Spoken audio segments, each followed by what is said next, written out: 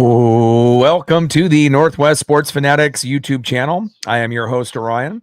I got a great show for you here today between the Seattle Mariners and the Texas Rangers.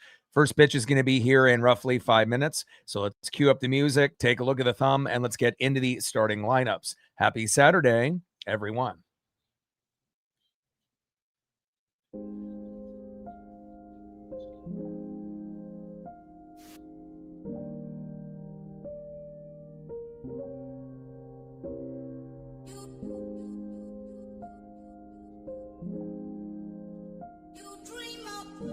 And on the thumb, on the left, catcher, big dumper, Cal Raleigh. And on the right, the Texas Rangers' very own Josh Young. Now let's get into the starting lineups here first for the visiting Seattle Mariners.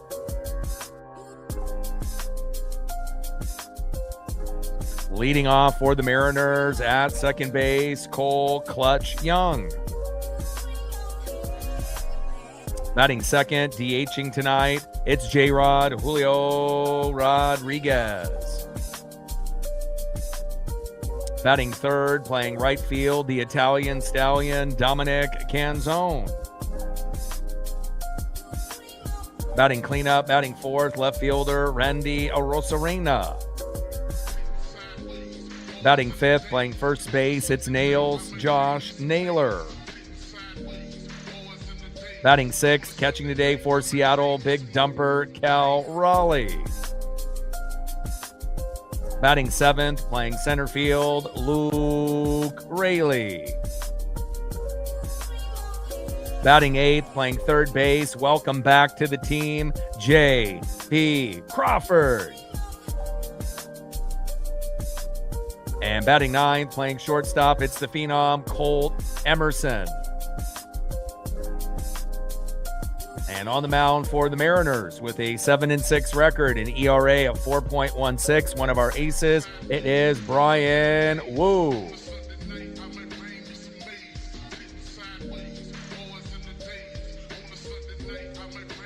And now let's get into the starting lineup for the home Texas Rangers. Leading off for the Rangers, playing first base tonight, Jock Peterson. Batting second, playing left field, Wyatt Langford. Batting third, playing shortstop for the Rangers, Ezekiel Duran. Batting cleanup, batting fourth, right fielder, Brandon Nimmo. Batting fifth, playing center field, Evan Carter. Batting sixth, playing second base, Nicky Lopez. Batting seventh, DHing today for Texas, Alejandro Osuna. Batting eighth, playing third base, Josh Smith. And batting ninth, catching today for the Texas Rangers, Austin Wins. And on the mound for the Rangers with a 9-8 record, an ERA of 4.21, it is Nathan Eovaldi. Tridents up. Let's go, M's. We're going to be shooting for 100 likes, 100 on that dono train. And 5 to 15 subs. Let's get it, baby. Shout out to my boy Brooks Beats with the best beats on YouTube. 50th anniversary for the Seattle Mariners, 40-plus years on the radio for this legend and icon. He is retiring after this season, so on every stream, we will dedicate it to the one and the only Rick Riz. Great to see J.P. Crawford back in the lineup. We've missed him for quite a few games. Not really sure why Julio Rodriguez is at DH, not in center field, but hopefully it all works out in a must-win game. We're 1.5 games now back to the Rangers, and we have to win tonight to keep pace with the Texas Rangers.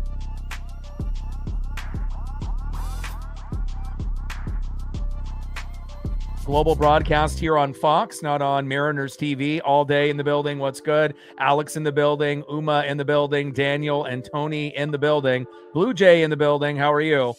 Paisley's doing good. She hasn't had to wear a cone for the last few days, which is, obviously great. she ended up having a little bit of an issue with some head scratching and ear shaking and whatnot. But I got some good ear wipes, and I got some good probiotics for good gut health. And she hasn't really had any type of issue today. So it's been a lot cooler, here in the Pacific Northwest after we had our major heat wave. Today, very cool in the high 60s, low 70s, just like how I like it. And again, we went for 2 really early walks this morning, and we're ready for a victory walk after this game, hopefully tonight. Mike in the building, what's good? Hope everyone is having a fantastic day. And I don't really like Cole Young leading off. I think he's one of our best players on the team. I think is more suited, batting 3 in the 9 hole, somewhere in there. But I don't necessarily, like Randy leading off either. But since we have JP Crawford back, why is he not leading off? And why is Julio DHing in the 2 hole? And why do we have Luke Raley in center field? These are a couple questions that I know a lot of Mariner fans are kind of asking, at the moment. And I know you're trying to ease JP Crawford into the lineup, and Young did go 3 for 4 yesterday, so I get it. But again, I just don't really like Young, even though I know he can do it, but I just don't really like him leading off. But we'll see if it works out today. First pitch from Eovaldi to Young. Big swing and a miss with the 4-seam fastball, 96 miles an hour, 0-1 count. And we have a global broadcast here on Fox. It is not on Mariners TV.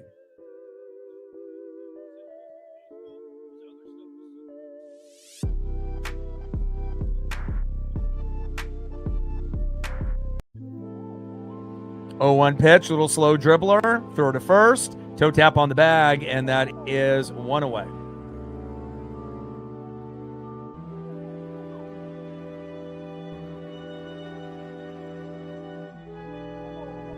Eovaldi on the mound, and Young grounds out to first, and that is 1 away. Next up, DHing in the 2 hole makes you kind of wonder, why is he not in center field? Julio Rodriguez. And it didn't look like he had any issues yesterday, but I can only think that maybe he, tweaked something, or, they're just trying to either get another at-bat, for Luke Raley in there to have, an extra piece, as Julio pops up into right on the first pitch, and that is 2 away. And again, we've missed JP Crawford's patience in the box, and we're going to need, players to be able to be patient. We haven't really seen too much patience besides Cole Young and Dominic Canzone, for the most part. And, I just wish JP was leading off and Julio was in center.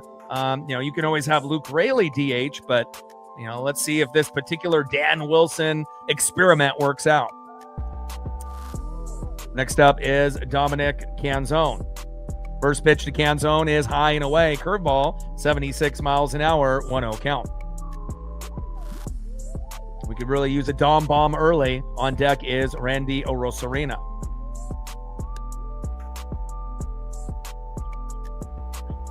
1-0 pitch from Eovaldi. In there for a strike. No, looks like he just missed it. It is being challenged, though, I believe. Yep, ABS challenge. And it looks like they do win the challenge there. Call is overturned.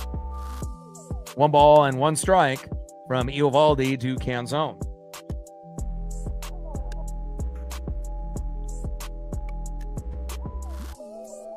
One pitch. Dom pops it up into left field, fading out of play. Splitter 88 miles an hour there by Nathan Eovaldi. 1 ball and 2 strikes with nobody on and 2 outs. Top of the first inning, 0-0 Mariners and Rangers. Drew and Chris in the building. What's good? 1-2 pitch, low and at the knees. Curveball missing there by Eovaldi. Good take by Dom. 2 balls, 2 strikes with nobody on and 2 outs. Eovaldi on the mound, Dominic Canzone in the box.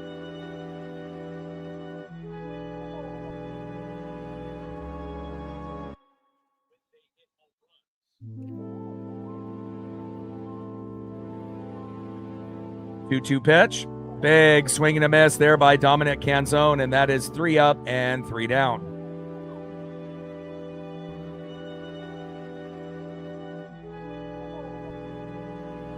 All right, let's Let's see who's up next here for the Rangers as we go to the bottom of the first inning.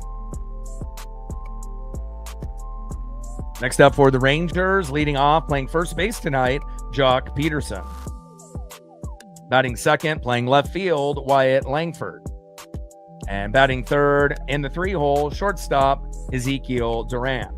And on the mound for the Mariners with a 7-6 record, ERA of 4.16, it is Brian Wu. And we're going to need Wu to pitch 6-7 innings, hopefully give up 2 runs or less, 3 at the most, considering our bullpen right now is untrustworthy, besides maybe our closer, Andres Munoz, who's been electric in his last 12 or 13 appearances. But again, the rumor mill for Mason Miller is starting to heat up, and the 3 teams that have been rumored to potentially maybe get Mason Miller, surprisingly, are the Tampa Bay Rays, the New York Yankees, and the Seattle Mariners. So again, obviously Casey Schmidt at third base is probably the most likely guy that could come to the Mariners to give us depth with Brendan Donovan and JP Crawford at third base, the San Francisco Giant. But again, Mason Miller looks like it could potentially maybe happen. You know, it definitely could happen. And then on top of that, you know, we never know. Cubs desperately need pitching, and it sounds like they may be willing to part with Castillo and maybe even Emerson Hancock, but we will have to kind of wait and see, because a lot of times, you know, rumors are just rumors. But again, if we could get Seiya Suzuki, Casey Schmidt, or Mason Miller, it definitely would help our team out dramatically. Shout out to all the people watching in the United States, Canada, Mexico, South America, Asia, and beyond. Shout out to all of our new subs, all of our regulars and our female audience. 30 subs to go to 24,500. It looks like we gained a sub during the commercial break. Thank you so much. 29 subs to go.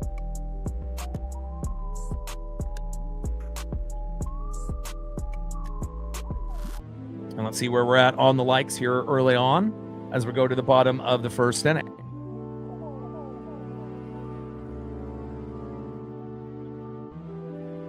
All right, we're at 22 likes so far. Good start. 78 to go.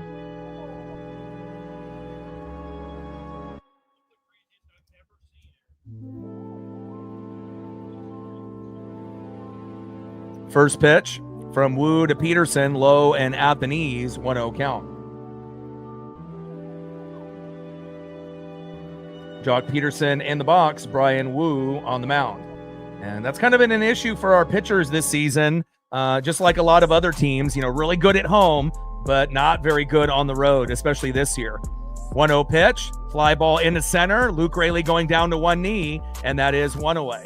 And that is a little bit of a concern of mine, you know, when you have Luke Raley or Victor Robles filling in for Julio in center, can you make those defensive plays that Julio makes easy every single day? And good job there by Luke Raley, hustling and getting to that first ball, and that is 1 away.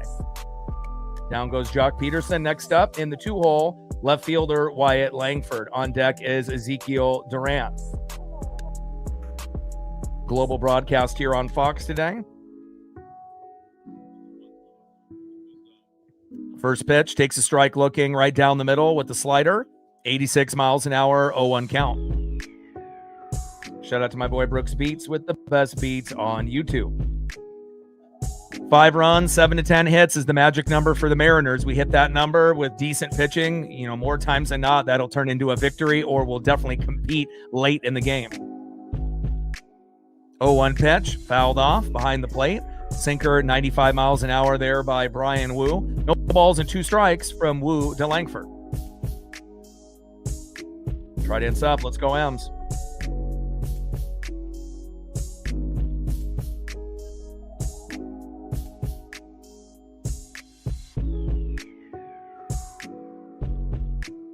O2 pitch from Wu. Low and away. Sweeper, 84 miles an hour, missing.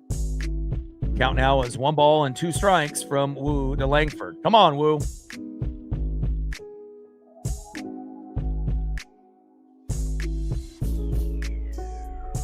We need a solid outing, you know, from our pitchers on the road.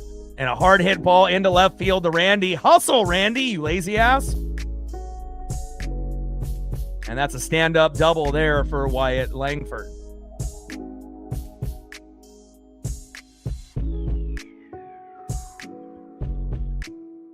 Langford is definitely stepping into the role of being kind of the guy with Brandon Nimmo and a few others since Seager has gotten hurt. And again, we got to limit the damage to Langford and Nimmo.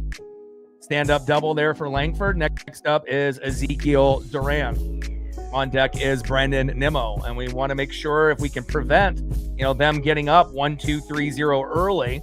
We just don't really know if the bats are going to respond. And, they punched us in the mouth and we punched back early. But obviously, Bizzardo was not good yesterday. Diving attempt by Luke Raley, and he misses. If Julio is in center field, he probably makes that. Dom drops the ball, and a run scores. And just like that,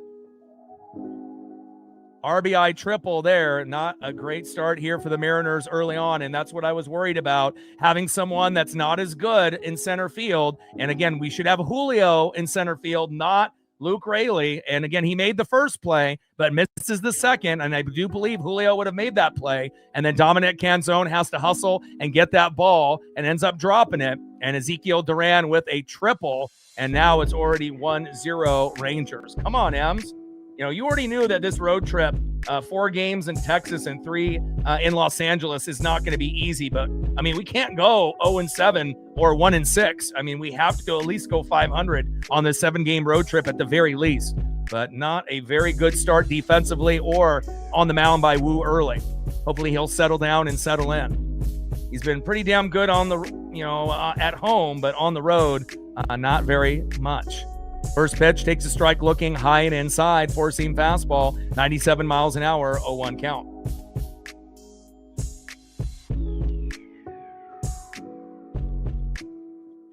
One pitch in there for a strike. Four-seam fastball, 96 miles an hour. No balls and 2 strikes from Wu to Nimmo. And again, if I'm, doing the lineup, I got JP leading off, and playing third, and I got Julio playing center. And if you want someone to DH, have Luke DH. I don't think it's, rocket science. And by putting JP, in the 8 hole and then having Julio DH, you're going to have things like that happen. And if you're going to go with a player in center, you need to have probably Victor Robles out there, not someone that's a little slower like Luke Raley, even though Luke does hustle, but Luke is more suited for first base, DH, or right field, not center field. It takes a certain athlete to play that position. 1-2 pitch, foul behind the plate. 1 ball and 2 strikes from Wu to Nimmo. Sean in the building, what's good? From one dog father to another, I salute you. And we got to limit the damage here early, already down 1-0. We don't want to be down 2, 3, 4, 5-0 early.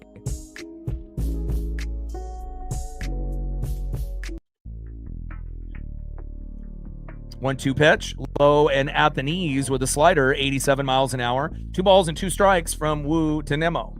And, definitely a little frustrating to see, our studs, even though we're top 6 in almost every category for our starting pitching staff, overall, a lot of the guys have not done up to our standard lately. And we need to make a good push, in these last, 58, 60 games-ish that we have left. So pitch is high and away. Change up, 89 miles an hour, missing by Wu. He already looks frustrated here early. Count now is full. 3 balls and 2 strikes with a runner at third and 1 out. 3-2 pitch and into the dirt. Almost hits him in the foot. And now we got runners on the corners at first and third. And right now, if I'm Cal Raleigh, I have a mound visit. Wu looks totally out of it already, and we're only in the first inning. And sometimes you got to be able to go out there and, have a little bit of a chat, to kind of settle things down a little bit. And it's like we have an incredible roster. We're incredibly talented, 1 through 9 and with the bench and our pitching staff, but bullpen has been unreliable. Starting pitching staff with some of the individuals have been unreliable. And again, hitting sometimes can be a challenge. Next up is Evan Carter. Carter shows bunt, goes behind the plate and foul. 0-1 count. And when things are going bad, when the Rangers can bunt and score a runner from third, which happened last night with Nicky Lopez. Again, we didn't deserve to win that game yesterday, but again, if we had anybody but Bizzardo, come in, maybe we would have been able to win that game 4-3 in regulation or potentially in extras. But it's always one thing or another with this team, and it just would be nice to, stop the injury bug and then to be able to come together as a squad and find the right lineup, the right combination, the right confidence and swagger to kind of come together and to be able to go on a strong push here at the end of the year. But at least JP Crawford is back in the lineup and back with the team. 0-1 pitch, foul behind the plate. There by Evan Carter. No balls and 2 strikes with runners on the corners at first and third with 1 out. Bottom of the first inning, 1-0 Rangers. Duran had a big triple to right, scoring Langford, and we're down 1-0 here early.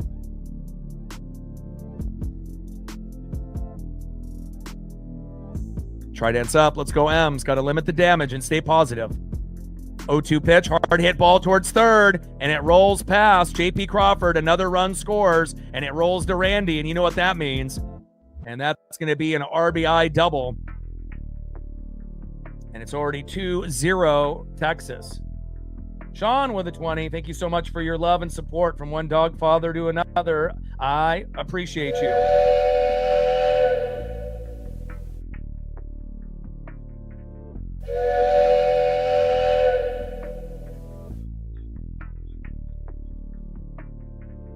Shout out to you. Thank you so much. We're at 20 on the dono train. 80 to go. Rebecca in the building. How are you? Shout out to Sean for getting us started. And again, I'm kind of sick and tired of seeing our studs, be this shitty on the road. And it doesn't matter what opponent lately who we're going against. An average team, a good team, a bad team. It's like, I know we were on a heater with Cal Raleigh last year, and we didn't have very many injuries last season, and that really helped, and especially no injuries really to the bullpen. And again, this year, it's been kind of a nightmare.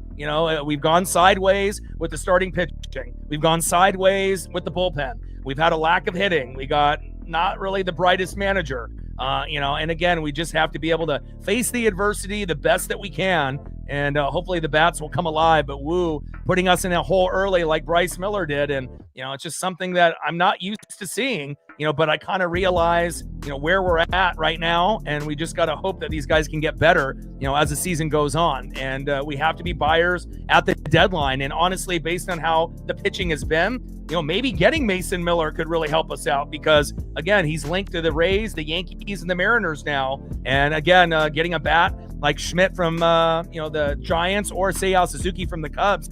We need extra help batting, but we need pitching, whether, it ends up being someone that we can rotate, in the bullpen. And again, having Mooney and obviously Mason Miller would be incredibly dangerous and give us a little bit of a boost that we desperately need if we were able to land them. Big swing and a miss right down the middle there by Nicky Lopez. 1 ball and 1 strike with runners at second and third and 1 out. Little dribbler up the middle. Throw to first. And another run scores, and that is 2 away. Man, what is going on here? 3-0 already. Come on, Woo.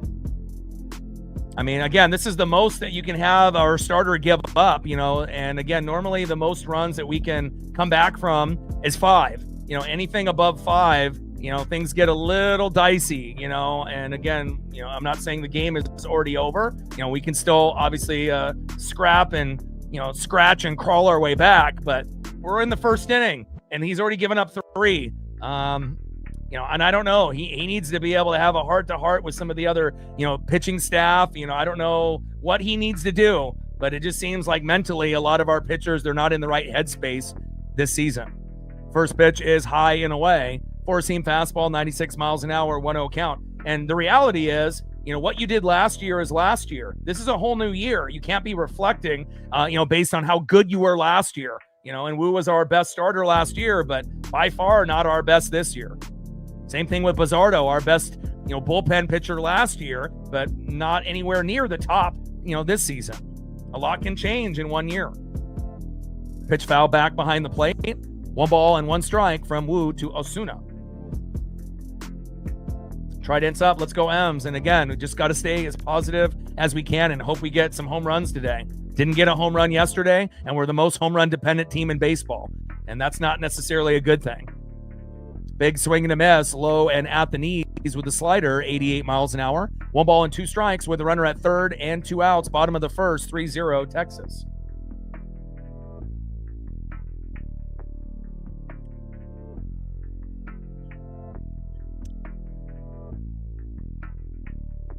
1-2 pitch, low and at the knees. 2 balls and 2 strikes with a runner at third and 2 outs. Bottom of the first inning, 3-0 Rangers. Of course, you would want to be buyers at the deadline. It's not like we're giving up. We can still, if we're not going to win the division, we can still get a wild card and get second place. And again, you got to think the American League isn't good this year. So again, we know the Rays and the Yankees are the best, but then with the Guardians and the White Sox and the Mariners or Rangers, they're not that far behind. And again, if they can get healthy and get right, it's anybody's for the taking. So, to say that we won't be buyers shows me that you're not really watching this team. End of the first inning, 3-0 Texas.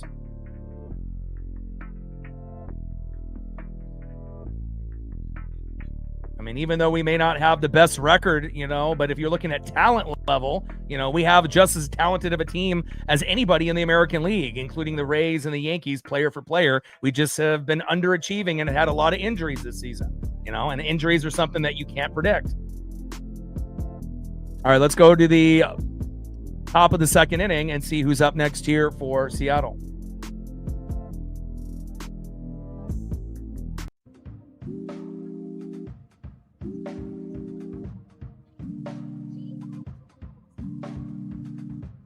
Next up in the 4-hole, left fielder Randy Arozarena.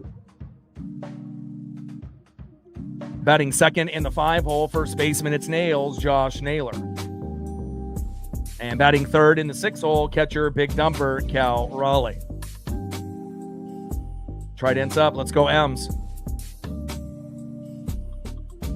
29 subs to go to 24,500. We're at 20 on the Dono train. We gained another sub during the commercial break. 28 subs to go to 24,500. We're at 20 on the Dono train because of Sean. Shout out to him. 80 to go. And let's see where we're at on the likes here early on. The only way that we would be sellers, and not buyers is if we were like in last place, like the Angels. And obviously we're not. So, it's either you understand baseball or you don't. All right, we're at 32 likes, 68 to 100. No real Mariner fan is giving up on this team. It's way too early. And even if we ended up going on a skid, I still wouldn't give up on this team. You always have to believe.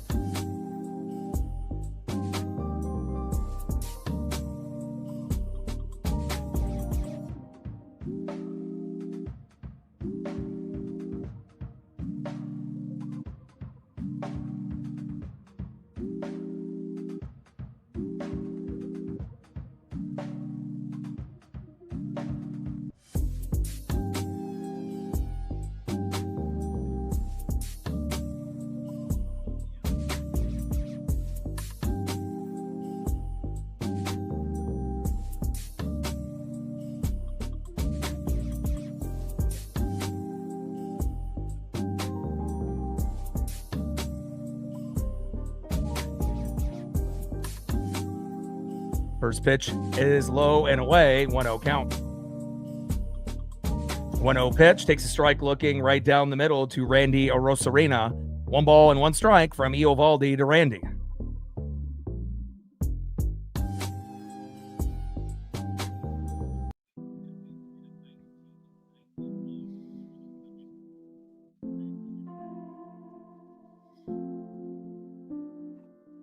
One pitch, low and away. Splitter 90 miles an hour, missing by Eovaldi.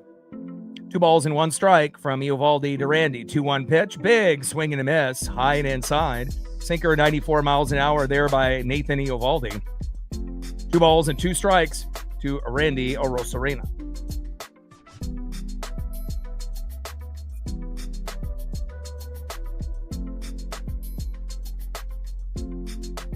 Pitch is high and inside. Curveball, 77 miles an hour there by Eovaldi. Count now is full. 3 balls and 2 strikes to Randy Arozarena.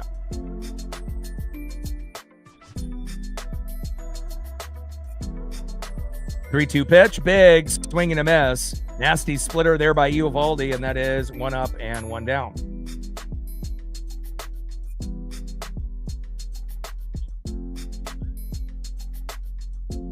Next up in the 5-hole, first baseman, it's Nails, Josh Naylor. On deck is the big dumper, Cal Raleigh.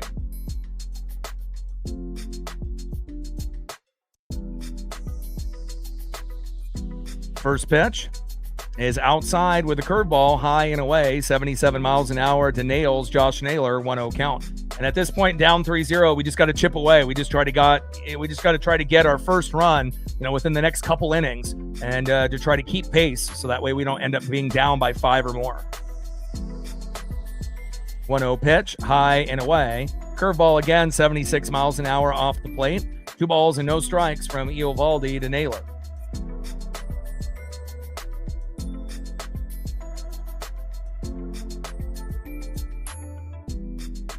Two-0 pitch from Eovaldi. In there for a strike on the corner, low and at the knees with a splitter, 89 miles an hour.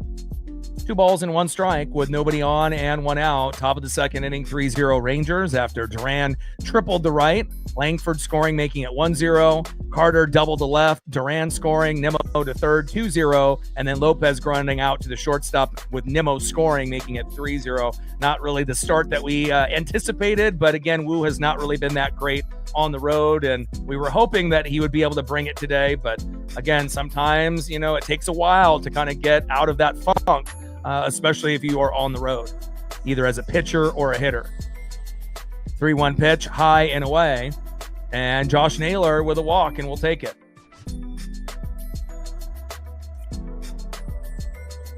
Good at bat for Josh Naylor, who normally is really overly aggressive. So that's a good sign to see. And next up is the big dumper, Cal Raleigh. And again, with one swing, we're right back in it, to make it 3-2. We just got to be able to plug away. And we do have JP Crawford back in the lineup. My only concern is, why is he not leading off? And why is Julio Rodriguez not playing in center field? And Luke Raley is there. Julio should be in center. Raley should be the DH if you're going to go that route, or Dominic Canzone. So not really sure what this Dan Wilson experiment is about, but right now we're already in a 3-0 hole, and Raley has already missed a ball in center field.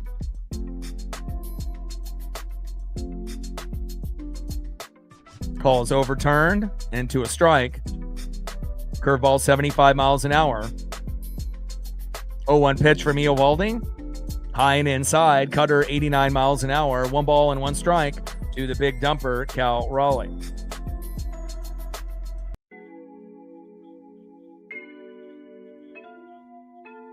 Trident's up. Let's go M's, and again, this is the type of adversity that we've, had to go through pretty much every game almost all year.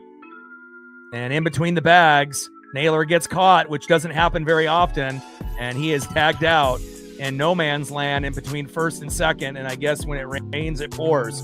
We're already down 3-0. Naylor ends up getting a walk, and he's really good at stealing bags, but gets caught in between first and second. Eovaldi finally turns around, and again, base running has not been very good for the Mariners in 2026. Even though Naylor has been a good base stealer and a good swiper, of the bags, but obviously running the bags has been a nightmare for a lot of our guys this season. Decision making. You have to know when to go. And normally Naylor's on point, with that. That's, very rare for him to get caught in no man's land. 1 ball and 2 strikes to the big dumper, Cal Raleigh. 1-2 pitch. Big swing and a miss. Down goes Cal. And that is out number 3.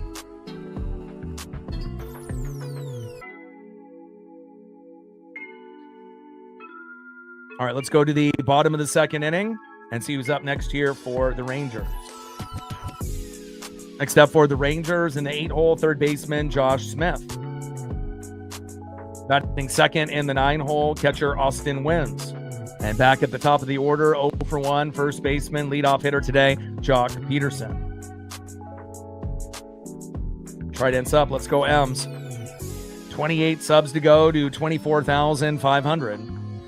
We're at 20 on the Dono train because of Sean. Salute to you. From one dog father to another. 80 to go in that particular goal. And then let's see where we're at on the likes here early, as we're in a little bit of a hole. 3-0 Rangers.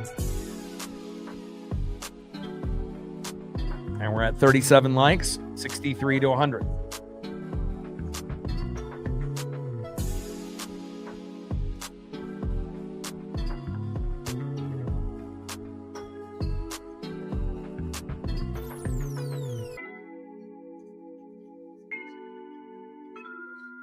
3 runs, 3 hits, no errors for the Rangers early on. No runs, no hits, no errors for Seattle just yet. But, it's just a matter of time before we get our first run on the board. And hopefully we'll be able to, get Eovaldi roughed up at some point before the game, for him is over. And then we just got to hope that we can knock around the bullpen for the Rangers at some point today.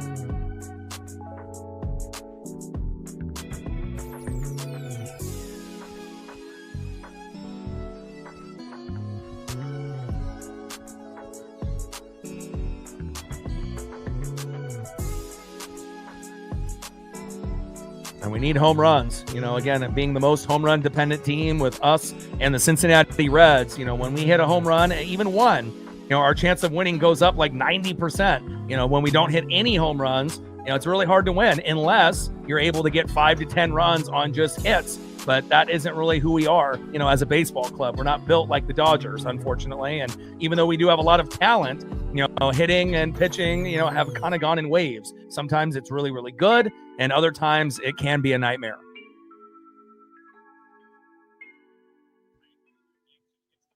First pitch here from Brian Wu to Josh Smith, and he fouls that one off towards first base, out of play. Slider 85 miles an hour, 0-1 count. Let's go, Wu. We need you. We can't have you give up any more runs if we're going to have any chance of coming back. Also, we don't really know what's going to happen with the bullpen. We can't have another, Bizardo situation here today on top of what we've already given up with Wu. Little dribbler towards first. Flip back to Wu, toe tap on the bag, and that is 1 away. Good teamwork by Naylor and Wu.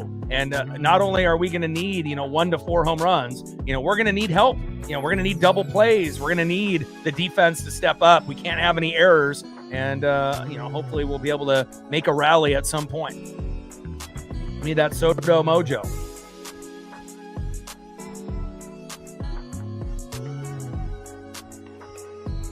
Next up in the 9-hole, catcher Austin wins.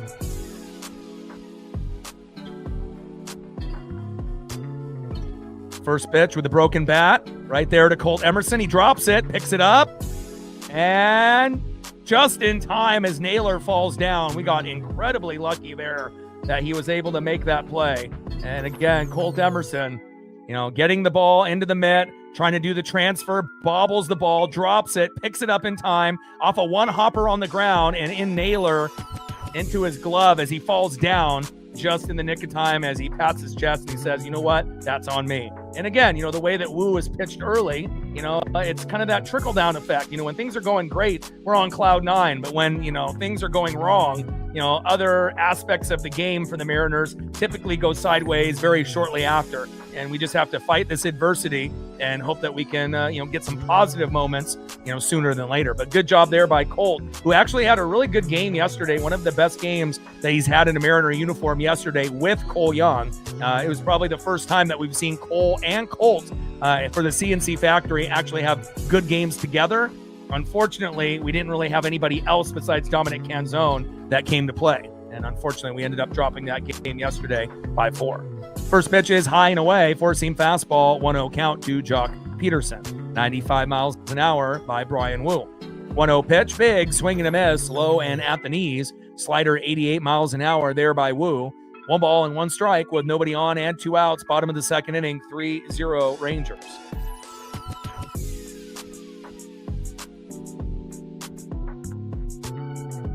One pitch, check swing, did it go?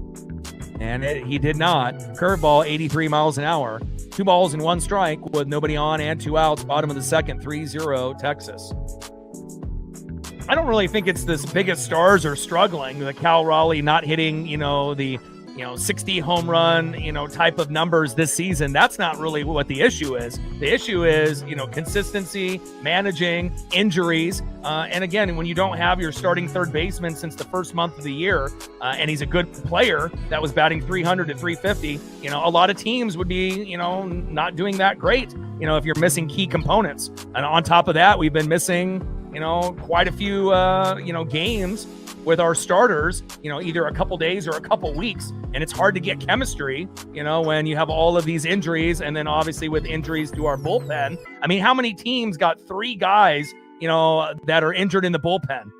Not many. We're one of the only teams in baseball that have these significant injuries. And on top of that, you got guys that normally we can trust, Mooney, right? Bizzardo, Spire, Ferrer, Wu, and Kirby. And Kirby, as of late, has gotten better, but again, some of these guys have been worse this year. And it's all about consistency, even though that Mooney has turned his season around, thankfully. Now, that's the only guy that I can trust in the bullpen. Out of the 10 or 11 guys that we got right now, he's the only one that is trustworthy lately, game in and game out. And trust is earned, not given. And it's all about consistency. How consistent can you be? And unfortunately, the consistency factor for a lot of our guys this year has been out the window. And it's not like all our guys have been healthy and we're just, underachieving. If that was the case, then we would talk about it, but it's not like we have had 0 injuries and it's just been poor play and poor managing. That would be a discussion for another day. And then Dan Wilson would be fired, hopefully, at that point. And swiping the bag, and he is safe. Jock in at second. We got too much talent on this team. I mean, honestly, out of the almost 40 years that I've been watching this team, this is probably the most talented team the Mariners have ever had, besides the 2001 team. Player for player. It's just that we have these really bad injuries that have really hurt us this season, and we didn't have that last year. And obviously, if Cal didn't get hurt, and the WBC, and the Home Run Derby, and the All-Star Game, and everything else, you got to think, if you're catching 159 out of 162 games, and obviously catching a lot of games in those previous 3 to 4 years, like when he was playing with Julio, starting in 2022, Cal's never had a major injury besides this year, and the injury bug is kind of followed not just Cal Raleigh, but Brandon Donovan and Randy Arozarena and Julio and Luke and Dom. It's like, really the only guys that haven't been hurt is Cole and Colt, for the most part. And, it's kind of scary to think that it's been this way, but we just got to fight through it. 1-2 pitch to Langford, and he falls down. And he fouled that one off himself. Hopefully he's okay. A lot of injuries due to foul tips to yourself. Again, and when you can swing hard and you're hitting it off your foot or your ankle or your leg or your groin, I don't know if I've ever seen so many injuries that are self-inflicted, by the batters in the box, not only with the Mariners, but also with the opponents. It's been a crazy year. And again, we never anticipated the American League being down, but even though the Mariners are not having the greatest season, at least the American League stinks this year. So it's not really hurting us as much as it would have, been if it happened last year. Obviously if it would have happened last year, maybe we're in 3rd, 4th, or 5th place in the AL West, but with all the things that have gone wrong this year, and I think that, we probably had more things go wrong this year than any season that I've ever watched. So that's saying something. And with all that being said, we've still been able to be in first place, at times this season. Right now we're 1.5 games back, but it's not like we're the Angels. It's not like we're 15, 20 games back. So it could be a hell of a lot worse with all the things that have happened. We just have to have that faith. 1-2 pitch. And tries to jam Langford inside as he fouls it off towards the dugout there of the Rangers. Out of play. 1 ball and 2 strikes with the runner at second and 2 outs. Bottom of the second inning, 3-0 Rangers. Unfortunately, I would love for Dipoto and Wilson to both get fired, but again, the organization has this blind loyalty, and, Dan is almost a copied mirror image of Service. They manage the same way, very safe. And it's not like in the NFL where you can hire an offensive coordinator or a defensive coordinator or get a stud college coach and bring him up, whether he's an OC, a DC, or a head coach in college. It's just a revolving door of below average managers that used to be former players that get hired and fired. There's only like 4 or 5 good managers in baseball. And that hard hit ball to Randy Arozarena. Run, Randy, you lazy ass. And another run scores. And another big stand-up double. And again, Wu not doing very well, and any ball that gets hit to Randy, absolutely zero hustle, going to the ball during a ground ball. And once he gets the ball, never throws a laser, always a lob, just doesn't care, in his own world. And nothing is more frustrating. I hope we move on, not only from Rob Refsnyder, Luis Castillo, and a few others, but I hope that Randy is off this team in the near future. Just very unacceptable.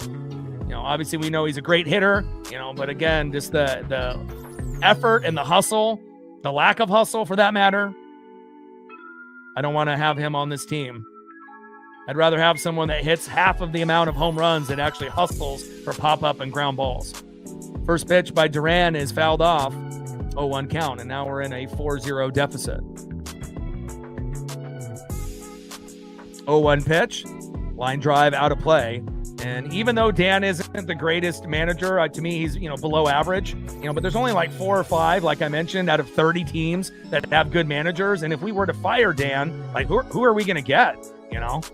Like if Ichiro would step up and be the manager and, get Ken Griffey Jr. and Randy Johnson to be in the building every day with Edgar Martinez, then we got something cooking, but what are the chances of something like that happening? Probably slim to none. And another hit up the middle there by Duran, and another run scores. Yikes. 5-0 Rangers. And Wu is not looking good.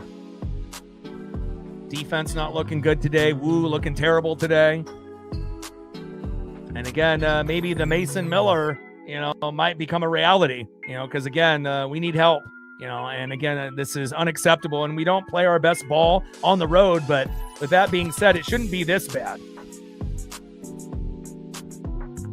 And after a 4-game set here against the Rangers, it's not going to get any easier. We're going to play a 3-game set with the Dodgers, and we absolutely cannot go 0-7, in this 7-game stretch. We got to be able to try to go at least 500, but, Miller and Wu putting us in a very tough spot here early. Got to shut the floodgate, and again, we just got to be able to get our offense going if it's going to be a game like this. The longer that we stay at 0, the longer it's going to hurt.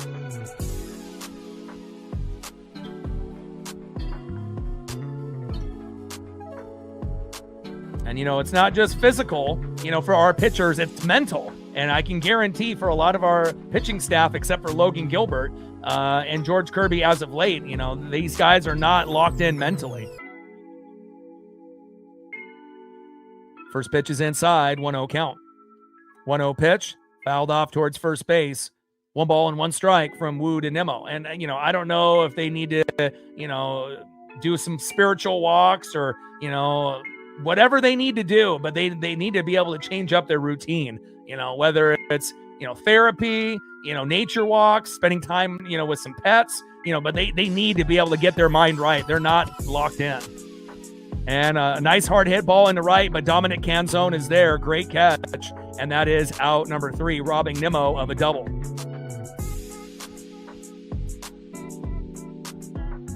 All right, now we just need our bats to come alive, and obviously 5 is kind of the tipping point for the Mariners. If anything above 5, we usually can't come back from. But if we can start chipping away and keep it at 5 runs or less, preferably 3 or less, obviously we'll have a very small chance, but a chance like Dumb and Dumber, Jim Carrey, is you saying we've got a chance? It may be a small chance, but we got to start chipping away. All right, let's go to the top of the 3rd and see who's up next here for the Mariners. Next up in the 7-hole, center fielder Luke Raley. Batting second, welcome back to the ball club. Man, we've missed you. Third baseman J.P. Crawford. And again, we don't need Rob Refsnyder. We don't need Luis Castillo. Hell, I'd be happy if we get rid of Randy. But J.P. Crawford, I would really love to be back on the team. And if he would be able to finish his career in Seattle, even if it was just being a role player, again, you never know with guys being hurt. He can play multiple positions, and he is the most patient player on the team in the box. And hopefully JP can get going here early. And batting third, coming off a really good game, shortstop Colt Emerson. Trident's up. Let's go Ems. And again, adversity has kind of been the story. We got obviously, we did the See Us Rise and we did the Tridents Up, but again, we've never battled adversity like this. And we just got to be able to stay as positive as we can.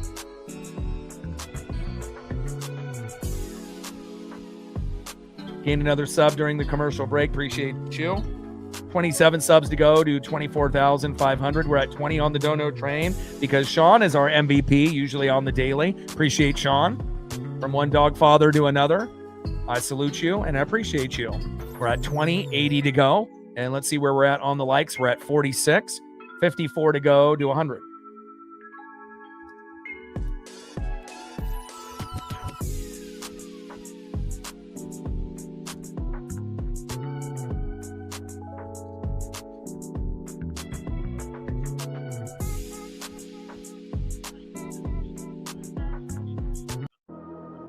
Shout out to my boy Brooks Beats with the best beats on YouTube. Let's go. Just got to chip away. And again, if we can hit a few home runs, we can get back in it. It's just, obviously, can we hit the home runs? Yesterday we didn't have any, so we're due today. First pitch is low and away, 1-0 count. And again, all it takes is one meltdown in a half inning by a pitcher, and you can score 1 to 5 runs. No matter how bad the game looks. We've seen it time and time again. Whether it's the starter that loses his mojo, or it's a bullpen guy that, ends up having an issue. So, I mean, it's incredibly easy to be negative, when things go bad. But, things have gone bad, a lot. And you have to try to be as positive as possible. Big swing and a miss, low and away. 2 balls and 2 strikes from Eovaldi to Rayleigh. Top of the third inning, 5-0 Rangers. And again, Bryce Miller and Brian Wu not looking very good here early on. And hopefully the other 2 pitchers. I mean, right now it's like the only guy I can really trust is maybe Logan Gilbert, and obviously George Kirby had a really good start. Big swing and a miss there by Rayleigh. And that is 1 away. But Gilbert is our number 1. And obviously Mooney is trustworthy. But again, and Kirby had a pretty damn good start, in his last opportunity, but only having a couple pitchers out of our entire pitching staff that we can trust at this time of year is not ideal. Next up is JP Crawford. Welcome back. I've missed you. Let's go, JP.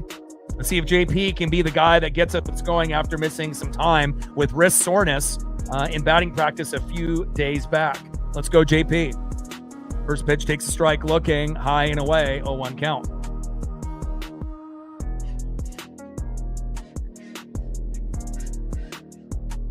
Oh, 1 pitch popped up and out of play with the cutter, 90 miles an hour. No balls and 2 strikes with nobody on and 1 out. Top of the third inning, 5-0 Texas. Gold in the building. What's good?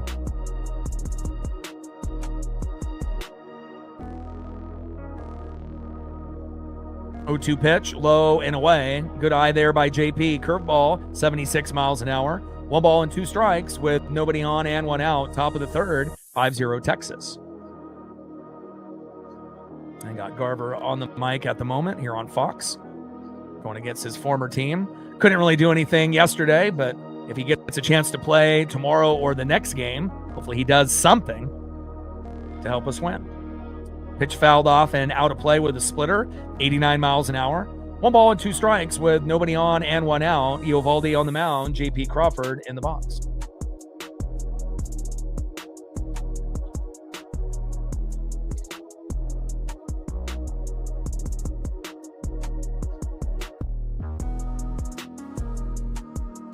One-two pitch from Eovaldi.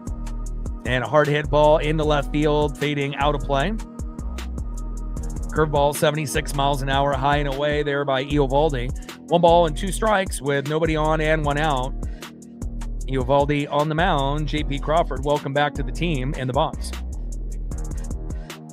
But again, I've been watching this team for about 40 years, and I've never, ever seen this many injuries to the Seattle Mariners ever. Like this. It's just crazy. And JP with a little blooper, and there we go. Kind of had a feeling that JP would get a hit, and nice job there by JP Crawford. He's been out for a few games, and he's already showing an impact, even though he's in the 8 hole, should be leading off, but again, JP Crawford coming up with a hit already. Nice job there by JP. Great job.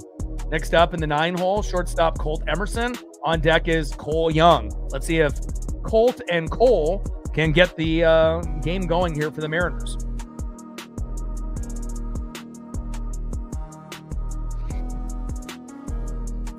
First pitch, takes a strike, looking with a splitter right down the middle, 88 miles an hour by Eovaldi, 0-1 count.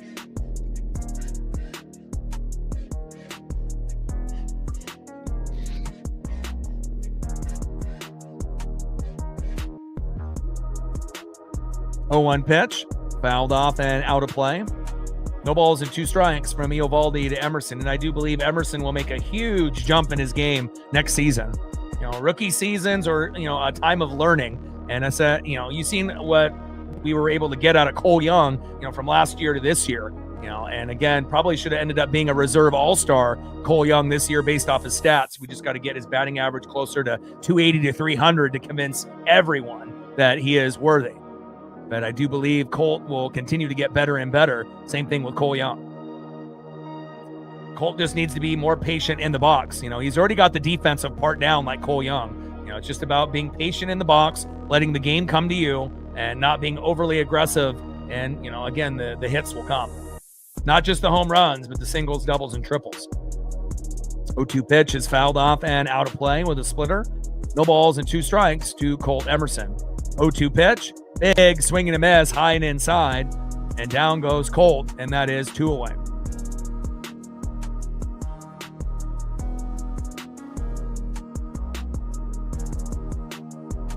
Next up, leadoff hitter, my favorite player, second baseman Cole Clutch Young. And let's see if Cole can give us some of that Soto mojo and that Mariner magic. If he can get a home run or, some singles and doubles today, it could really, give us a chance to kind of scratch our way back into this game. First pitch is high and away, splitter, 87 miles an hour, 1-0 count.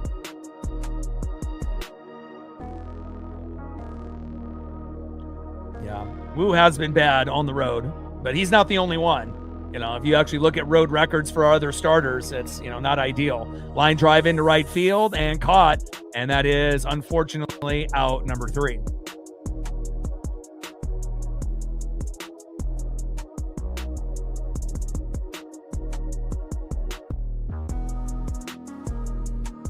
Baseball and hockey are the 2 hardest sports to play, compared to like football and basketball. That is much easier. And again, it's a big part of the game is mental, and again, it's not easy to, to be able to hit a baseball, let alone defend a baseball. And, again, it goes, kind of in runs with momentum, when things are going good and when things are going bad and whatnot. And, a lot of things have gone bad for us this year on top of the injuries and the poor managing. And hopefully we'll be able to, get a few hits here sooner than later.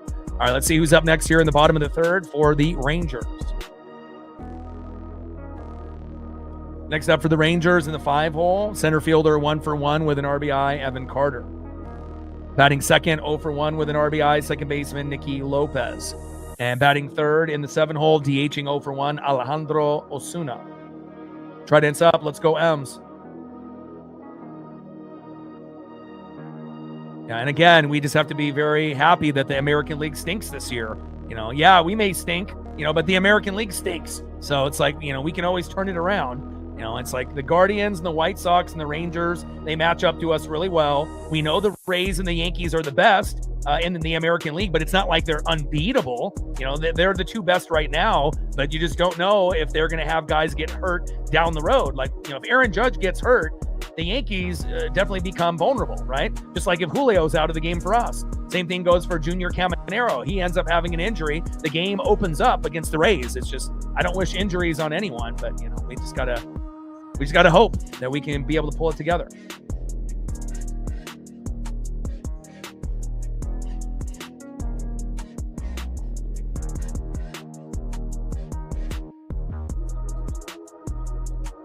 $27 subs to go to 24,500. We're at 20 on the Dono train, 80 to go. Shout out to Sean. A global broadcast here on Fox, not on Mariners TV. And global broadcasts haven't really been too kind to us lately with the opponents that we've been facing. And we're at 51 likes, 49 more to 100.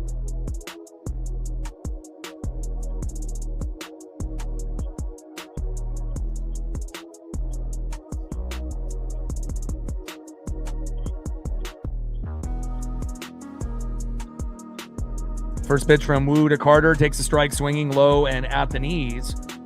0-1 count. 0-1 pitch, low and away with a curveball, 79 miles an hour. 1 ball and 1 strike from Wu to Carter.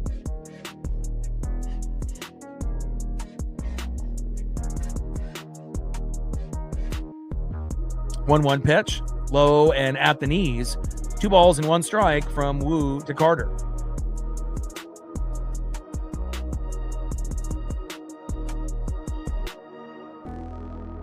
Two-one pitch, high and away. Slider missing outside, 84 miles an hour. 3 balls and 1 strike from Wu to Carter.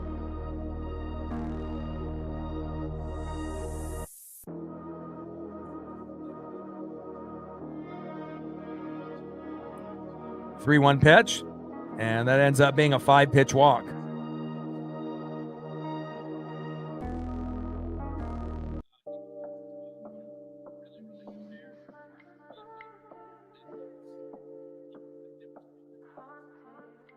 Next up in the 6-hole, 0 for 1 with an RBI, second baseman Nicky Lopez. On deck is Alejandro Osuna. Hopefully Wu will be able to settle down, so to speak. You know, obviously giving up 5 runs already is not ideal. And we need the bats to come alive. And it just takes 1 half inning, you know, to get back into a game and to score a couple runs. But so far, Eovaldi looks, you know, on point, at least at the moment. But hopefully we can wear him down. 0-1 pitch, low and away.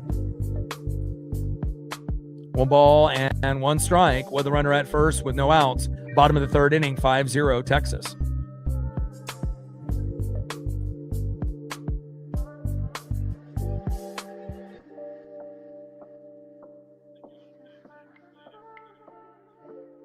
One pitch. And dribbles it towards first base and foul. Slider 86 miles an hour. 1 ball and 2 strikes with a runner at first and no outs. Bottom of the 3rd, 5-0 Texas.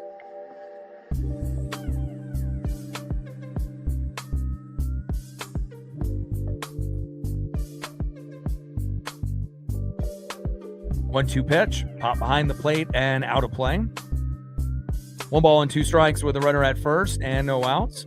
Wu on the mound, Lopez in the box, and we should have Brandon Donovan back in a couple days, and that could really give us the spark, you know, that we need. Obviously, having JP come back is great, but, you know, getting Brandon Donovan back defensively at 3rd and a leadoff hitter, you know, when you don't have a very consistent, good leadoff hitter, you know, game in and game out, it's hard to be able to set the tone early, you know, especially if you're having hitting woes and pitching woes. You know, you got to be able to have that guy, and it just kind of stinks because Donnie was batting 300 to 350, you know, in that first month and a half before he got hurt. And if we had Donovan this whole time, I don't believe that we would have the record that we have right now, even with everything else going sideways. Little dribbler there, throw to first, and safe.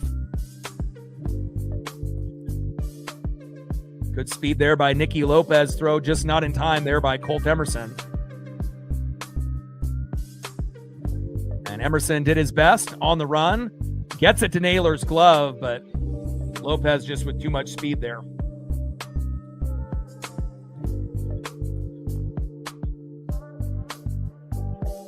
Next up is Alejandro Osuna.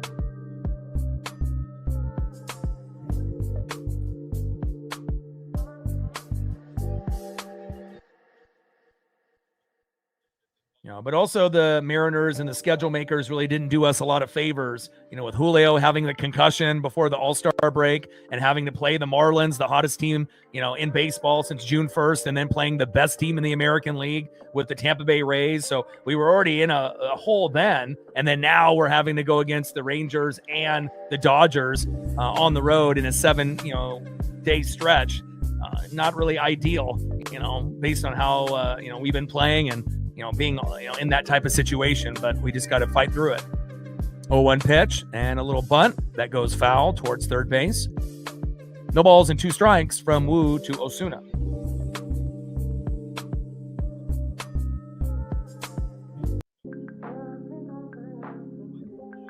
Try to ends up, let's go M's, you know, but no matter, you know, the result, you know, I'm always going to ride or die for this team, no matter who's on the team, no matter what the record is. You know, I'm loyal. I'm going to watch every game, every pitch, beginning to end, you know, and, you know, again, some fans, you know, are, you know, not going to be on that type of level as Osuna bunts foul and ends up striking out.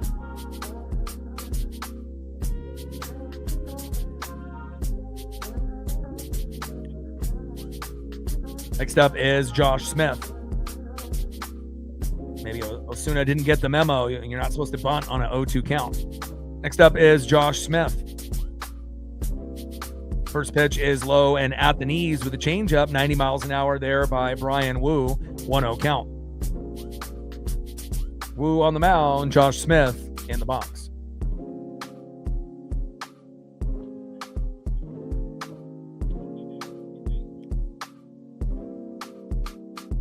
And again, there's a lot of bandwagon Mariner fans, whether they want to admit it or not, and again, they're only going to watch when the team is doing good or when someone is having a spectacular year like Cal Raleigh, but then there's going to be, others that are loyal no matter what, they're going to be fanatics and we're going to watch every game, beginning to end. And that's just how it is. You're going to get fair weather fans, bandwagon fans that only watch when we're doing good or something, is on social media, giving them a reason to kind of tune in and whatnot. But that's not just the Mariners. That's every team in every sport. You're going to have those kind of casual bandwagon fair weather fans that, only want to watch when things are going good and then are not going to tune in or support when things are going sideways or bad.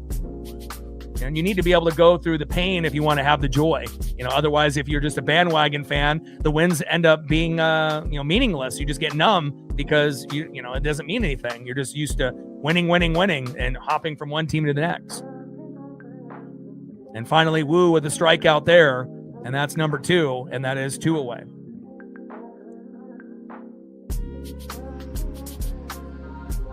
Down goes Josh Smith. Next up in the 9-hole, catcher Austin Wins.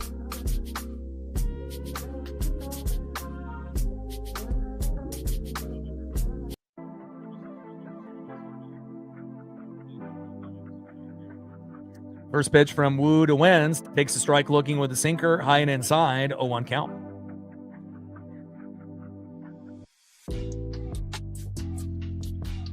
And again, I'll be here, for all the diehards and all the fanatics, and I'll also be here when, things turn around, and, when the bandwagon and the fair weathers and, only watch when things are going good and they want to hop on the Mariner wave, I'll still be here for those people as well. But again, it's all about being loyal no matter what, the good, the bad, and the ugly. That's what, makes you, a special sports fan, being able to go through the pain, and the joy, just like in life. Not everything is going to go your way, just like, life and the Mariners are hand in hand, things go sideways. How do you react? Big swing and a miss, and down goes Wins, and another punch out there from Wu, and that is out number 3. And we desperately need to get on the board here.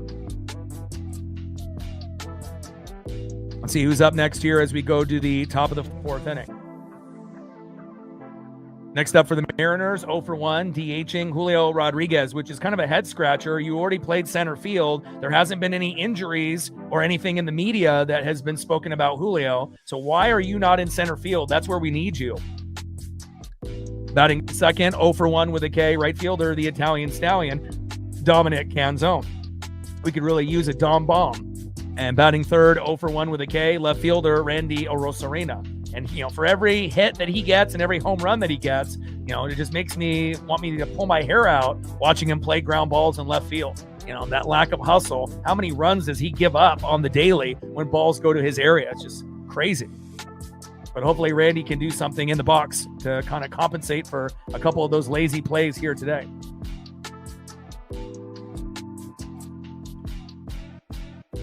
$27 more subs to go to 24,500. Gained another sub moments ago. Appreciate you.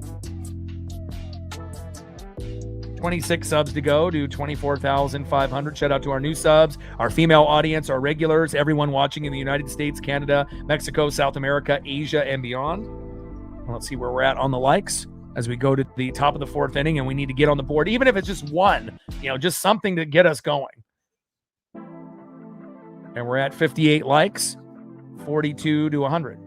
If you haven't smashed that like button yet, please do.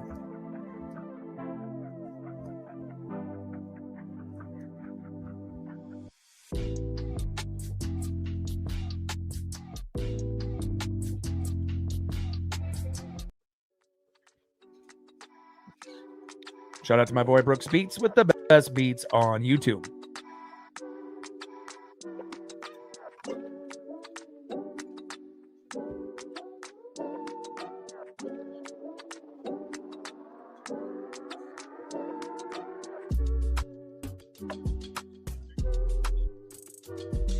Come on, Julio. We need you.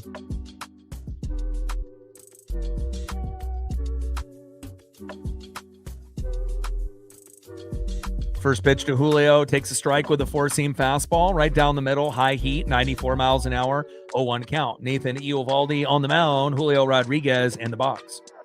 Come on, J-Rod.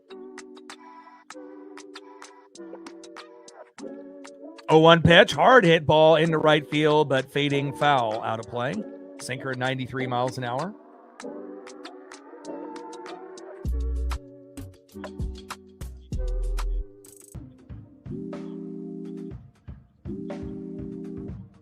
Jack in the building. What's good? Yeah, work definitely needs to be done. We're not the greatest road team. And, again, pitching for some of our guys on the road has been a nightmare like woo this season. Big swing and a miss there by J-Rod, and that is one away. I'm really hoping that Brandon Donovan can give us that lift. And, we're definitely going to need Cooper Criswell, Matt Brash, and Carlos Vargas ASAP. It's been a nightmare not having those guys in the pen. Next up in the 3-hole, right fielder, the Italian stallion, Dominic Canzone. A Dom bomb to get it to 5-1 could really help.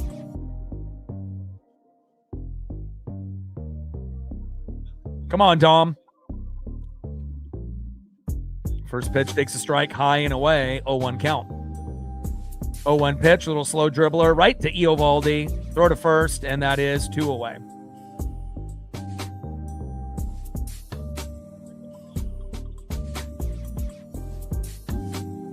Next up, in the 4-hole, left fielder Randy Arozarena. On deck in the 5-hole, first baseman is Josh Naylor.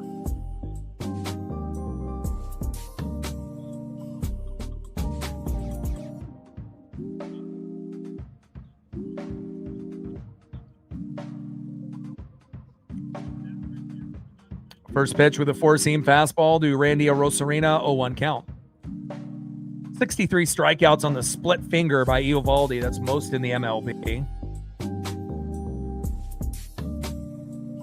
0-1 pitch, big, swing and a miss, curveball low and away. No balls and 2 strikes from Eovaldi to Arozarena. Come on, Ems.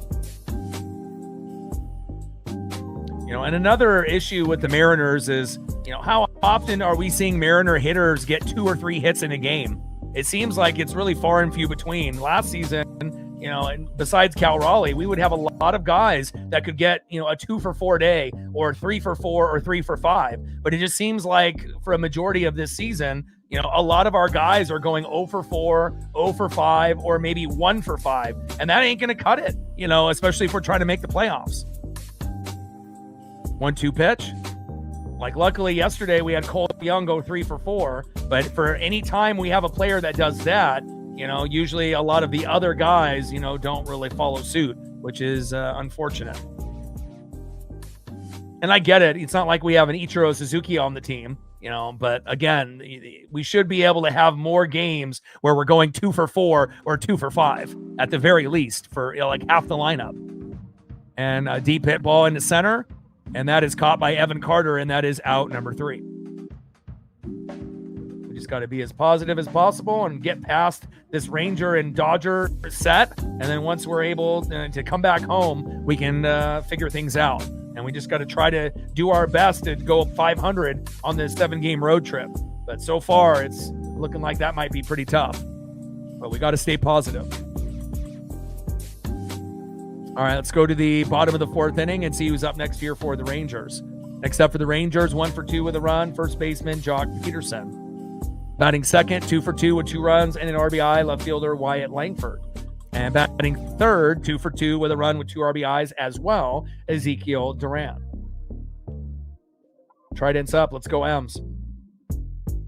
26 subs to go to 24,500. We're at 20 on the Dono train because of Sean. Shout out to him. 80 to go.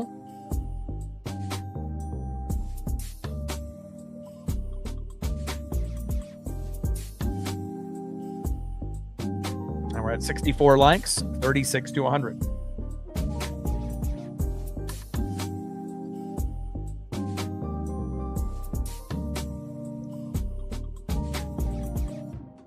Trident's up. Let's go, M's.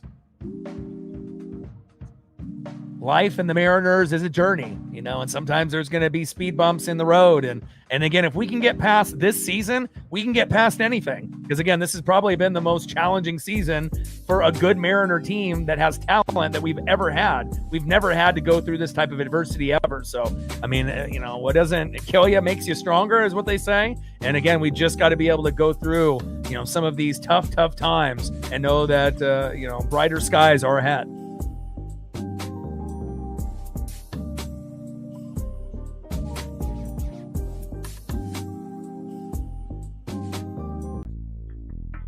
Shout out to my boy Brooks Beats with the best beats on YouTube. Let's go to the bottom of the fourth inning, 5-0 Texas. Mariner Moose, we need your help. Let's go.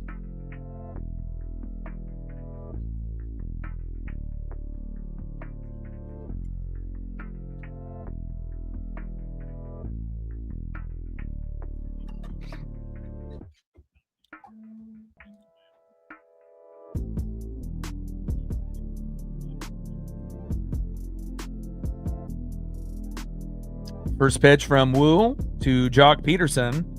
Sweeper missing. High and away. 81 miles an hour. 1-0 count.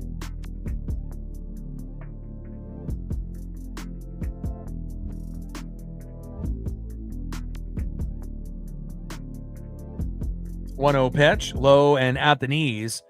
And Wu, not only at home, but also on the road, having a real difficult time, hitting the corners, and again, it's, definitely feels like he's in his own head, and again, if you're in your own head and you're doubting your abilities, things are not going to go well. And a hard hit ball into right field, and Dom scoops it up, and that's a stand-up double there by Jock Peterson.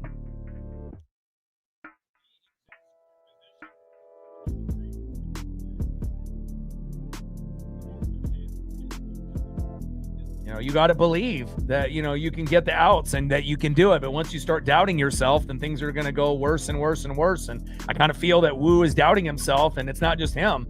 I think it's Miller lately, and, Castillo and Hancock. Really the only person that I feel that's locked in besides Logan Gilbert as a starter is Andres Munoz. And when you only have two guys that are mentally locked in out of 10 to 15 pitchers, and then the batting hasn't been the greatest for us. We go through kind of these waves where we're really, really good, like at the game on the 4th of July that I was at, or we're really, really bad and we're only getting a few hits, throughout the game. And, we need to be able to change that ASAP.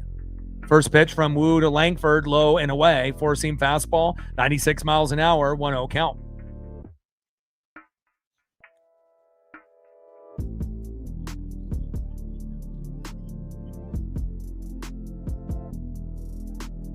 Pitch, low and away, four-seam fastball, 95 miles an hour, 2 balls and no strikes from Wu to Langford.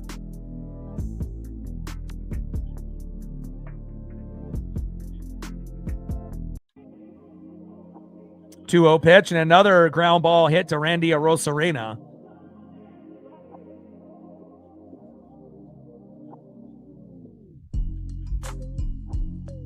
Mando in the building. What's good?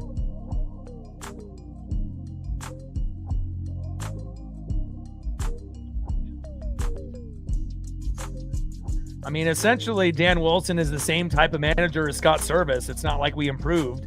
I mean, essentially, they're the same type of guy. Former players, just playing it safe, not very smart. They don't know how to read the room, pulling guys too soon, leaving guys in too long, not the greatest batting order, doesn't make adjustments. They're essentially the same guy, and I hope one day we can actually have a competent manager, but also, we need to get rid of Dipoto as well. The management is the kind of the issue too. But it's not like they're going to fire Dipoto and Wilson, on the same day or even in the same year.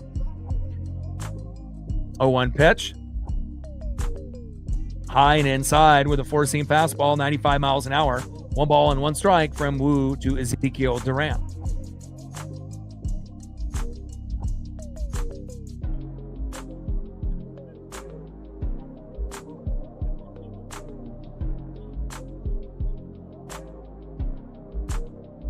One pitch.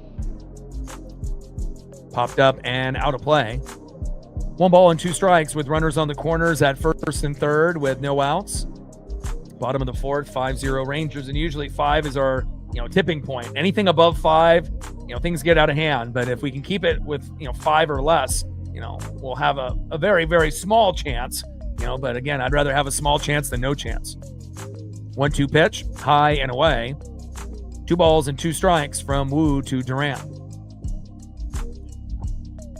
Yeah, and again, it's not like we're in last place. A lot of Mariner fans, are acting like we're the Angels and we're like 15, 20 games below 500 and we're in last place in the American League, and we're not. It's like, things are going terrible, but again, the American League is terrible. So you have to, take that into consideration as well. Not just the losses, that we're getting. You have to look at the overall landscape of the American League. And, if we're going to have a, bad injured year, again, this would be the year to have it. If we had this type of year last year, we'd be screwed.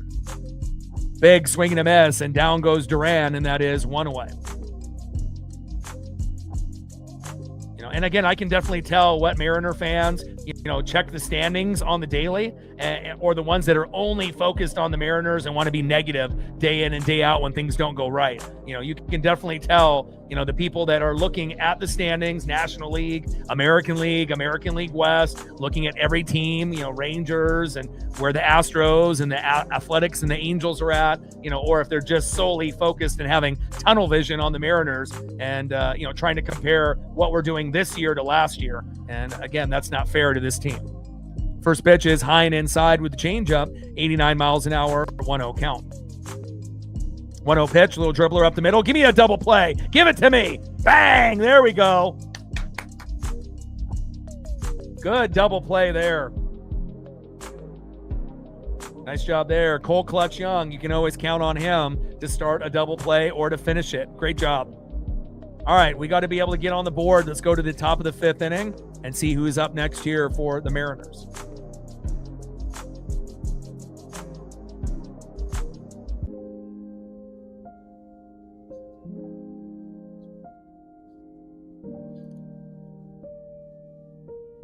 Next up for the Mariners, 0 for 0 with a walk. First baseman, it is Nails, Josh Naylor.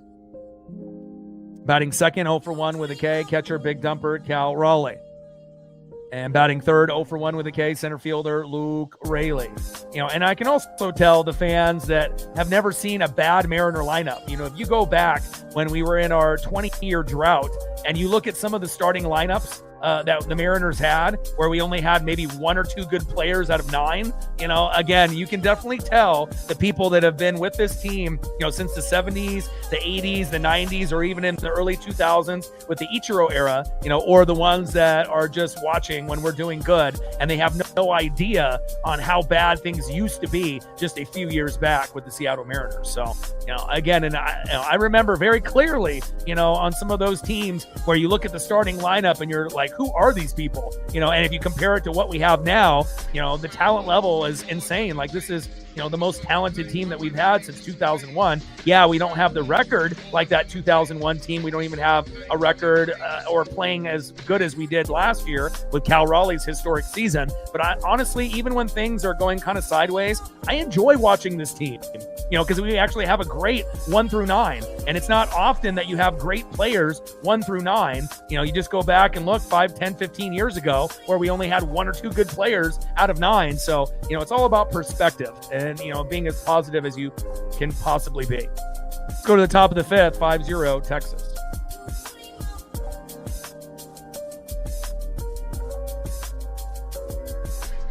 $26 subs to go to 24,500.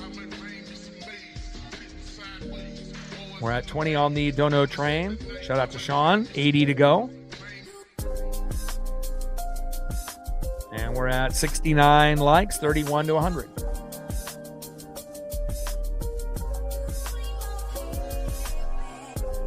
Trident's up.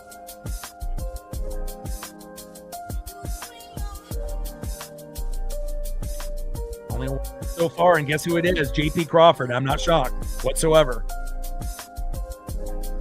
First pitch is high and away. Splitter, 86 miles an hour, 1-0 count.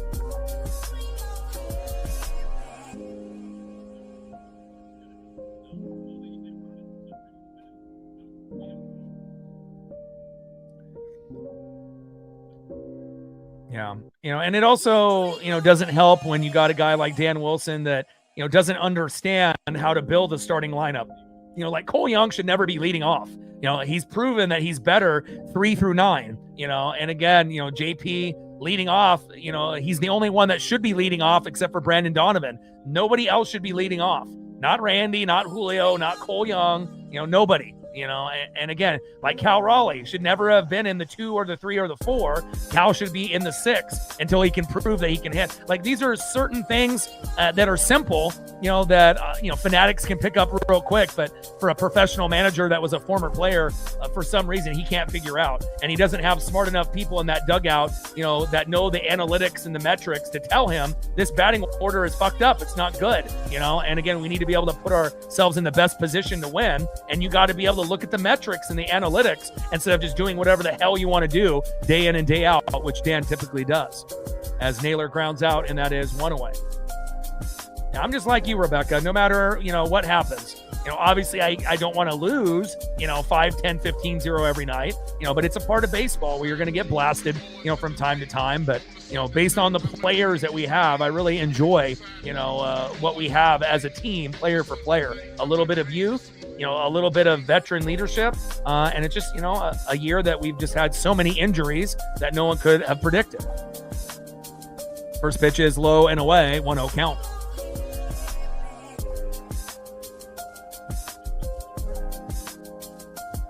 1-0 pitch to Cal. Popped up behind the plate and out of play to the Globe Life Field sign. 1 ball and 1 strike from Eovaldi to Raleigh. And again, I was watching this team, for that 20-year stretch where we had no even hope of even, making the playoffs. But it didn't, affect me and my love for this team.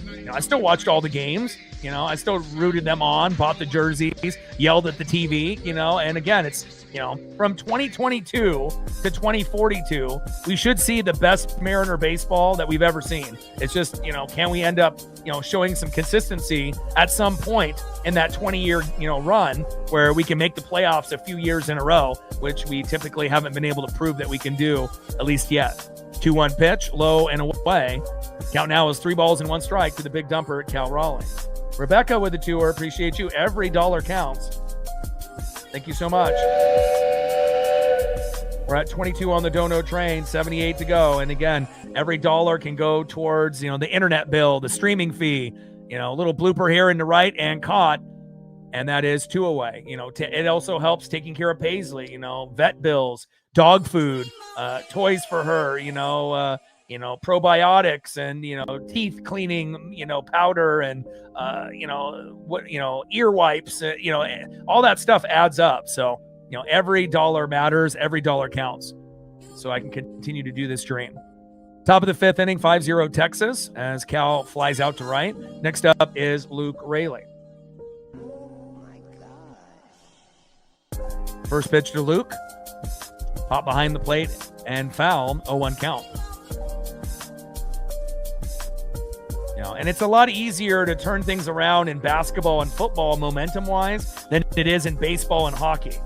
And obviously we've seen, like the Kraken score 3 goals in like 30 seconds. It can be done. And we've seen the Mariners, being down by 5, 6, 7, 8 runs, come back and win a game. We've done it, multiple times this season. But again, I feel like, to be able to make those things happen, when you can come back in really bad scenarios often, it's a lot harder to do in baseball and hockey than it is in football and basketball. You can get that Uncle Mo and that momentum going a little bit quicker in basketball and football than you can in hockey and in baseball. 1-1 pitch and a little blooper into right. There we go. And we finally get our second hit of the game there by Luke Raley. Nice job, Luke. And we got to be able to celebrate even our small victories, even if that means it's a hit, not a home run. Great job, Luke. Next up is J.P. Crawford. Bash with a 20. Thank you so much. Appreciate you. Brian Wu just having a rough day. We got JP back, but again, Wu giving up 9 hits and 5 runs, and it's just, Miller didn't look very good yesterday, but Wu on the road has been terrible this year. Probably the worst out of all of our starters on the road. He's in his own head. mentally doesn't have it. And even sometimes at home, he doesn't look good. It's just crazy to think on how good Brian Wu was last year and the drop off this year. But it's not just Wu, it's everyone, and at least Logan Gilbert and Andres Munoz I can trust. But they might be the only two guys that I can trust on the entire pitching staff at the moment. And that's kind of scary. 1-0 pitch, fouled off and out of play. 1 ball and 1 strike with a runner at first with 2 outs. Top of the 5th, 5-0 Texas. Shout out to Bash. Shout out to Rebecca. Shout out to Sean. And I know it sounds crazy, down 5-0. It's so easy to be negative with this team, just like it is in life. But it's all about how you react. But again, if we can get, to 1 or 2 runs by the 8th inning, if we can at least get something, we'll have a chance, with their bullpen. I mean, it might not be a great chance. Like right now, we have like a 1% chance of coming back, but I'd rather have a 1% chance than a 0, and you just got to be able to try to plug away.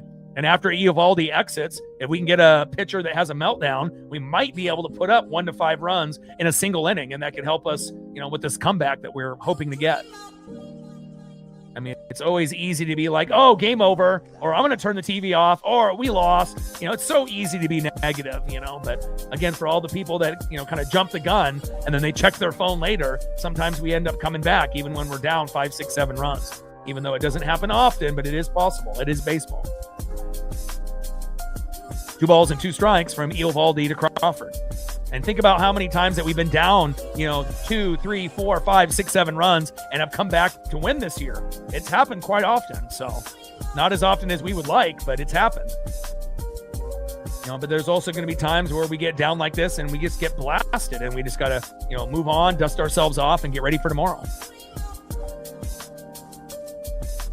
And a hard hit ball into the corner. Run, Luke, run. Run, Luke, run. Run, Luke. Yes. Look at the hustle by Luke Raley. And JP Crawford in his first game back, paying dividends already, getting an RBI. And just like that, staying positive, 5-1 Rangers. Great job by JP. And did you see the hustle by Luke Raley?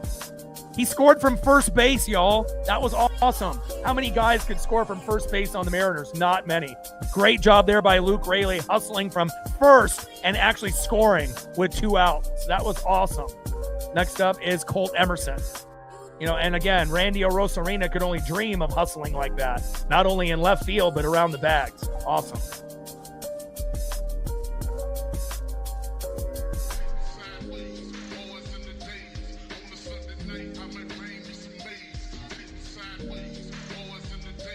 Great job. First pitch fouled off there by Colt. Splitter high and away, 88 miles an hour, 0-1 count. Exactly. It's all about how you react. Little dribbler towards first base. Throw to first, toe tap on the bag, and that is out number 3. But I'd rather be down 5-1 rather than 5-0. And now we just got to chip away. 5-1, and then try to get it to 5-2, and then 5-3, and then hope we get it to 5-3 by the 8th inning. Then it's possible that we could score a run in the 8th and a run in the 9th, or maybe get 2 runs in the 8th or 2 runs in the 9th. I mean, that's just how you have to, mathematically calculate how do we come back and win this game 6-5. And that's also assuming, that we don't give up any more runs, and that might not happen, but, wishful thinking. All right, but great job there by JP Crawford. He's really the only guy that's been stepping up besides Luke Raley. And first game back, JP has already gotten 2 out of the 3 hits already. And we have missed you desperately. And just imagine what Brandon Donovan's going to do once he comes back. It's going to give us that shot in the arm that we've been missing since the first month of the season. It's hard to win games when your starting third baseman stud has been out for the whole year besides the first month. And he was batting 300, 350. It's not like he was some shit player. He was playing really, really well. All right, let's go and see who's up next here in the bottom of the 5th for the Texas Rangers. Next up for the Rangers, 1-for-1 with an RBI and a base on ball. Center fielder Evan Carter. Batting second, 1-for-2 with an RBI, second baseman Nicky Lopez. And batting third, 0-for-2 with a K, DHing in the 7-hole, Alejandro Osuna. Great job there by Luke Raley. Great job by JP Crawford. And now we're only down 4, then 5. 26 subs to go to 24,500. We're at 22 on the Dono train, 78 to go. Every dollar counts to help me take care of Paisley and Continue this dream. Keep that in mind. The biggest compliment you can give any streamer, supporting their dream. And we're at 75 likes, 25 to 100.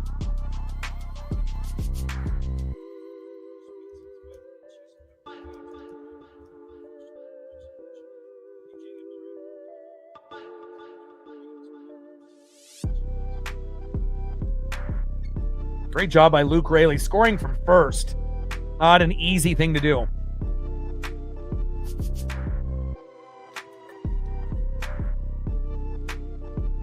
I mean, only half of the starting lineup would be able to do that.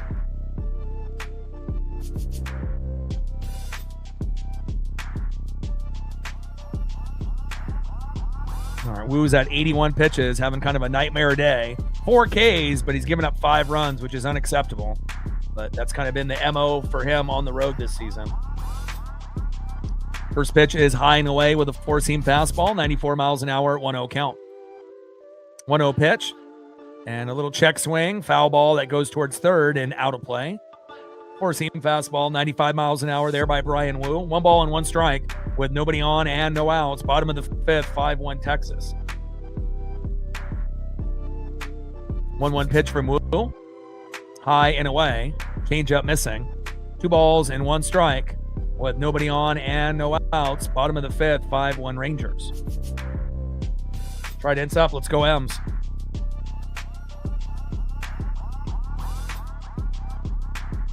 Two 1 pitch. Popped up and out of play. 4-seam fastball, 94 miles an hour.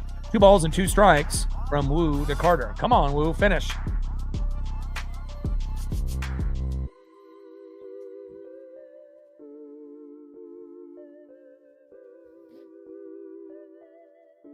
You got to be mentally tough to be a fan of any team in Oregon and Washington. You know, it's not always going to go the way you think it's going to go.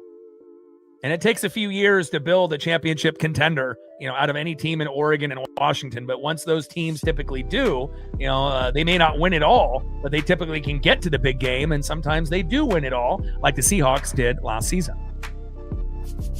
3-2 pitch, big swing and a miss. Down he goes, and that is 1 away. Nice punch out there by Brian Wu.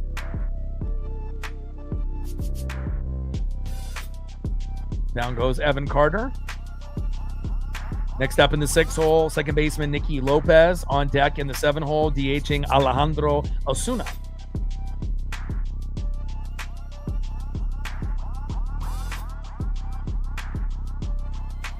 Five Ks for Wu, but he's given up 5 runs. First pitch with the changeup, high and away, 87 miles an hour, 1-0 count. Wu on the mound, Nicky Lopez in the box. 1-0 pitch, little dribbler up the middle. Wu's got it, and he's just going to take it himself. Toe tap on the bag, and that is 2 away. Good job there by Wu. Easily could have flipped that to Naylor, but decided to take it himself, and that is 2 up and 2 down. Next up in the 7th hole, DHing Alejandro Osuna. On deck in the 8th hole is third baseman Josh Smith. Fly out on a strikeout there by Osuna in his first 2 at-bats. First pitch in there for a strike. 4-seam fastball, 95 miles an hour, 0-1 count. And we haven't seen too many first pitch strikes out of Wu today. Shout out to Sean. Shout out to Rebecca. Shout out to Bash. Appreciate the 3 of you supporting the channel, supporting me and Paisley. We appreciate you guys very, very much.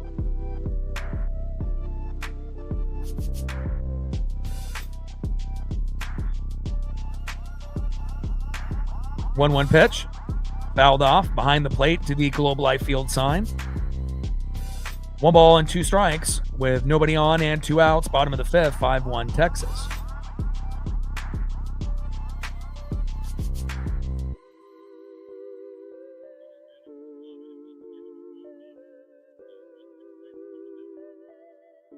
One-two pitch, low and at the knees. 2 balls and 2 strikes from Wu to Osuna. And I'm very excited for the upcoming NFL and college football season. Looking forward to seeing the Blazers, eventually the Sonics, as well as the Seattle Kraken. And again, it's going to be an exciting fall and a spring as we transition, obviously, after this baseball season to a lot of great sports that will obviously keep us tuned in.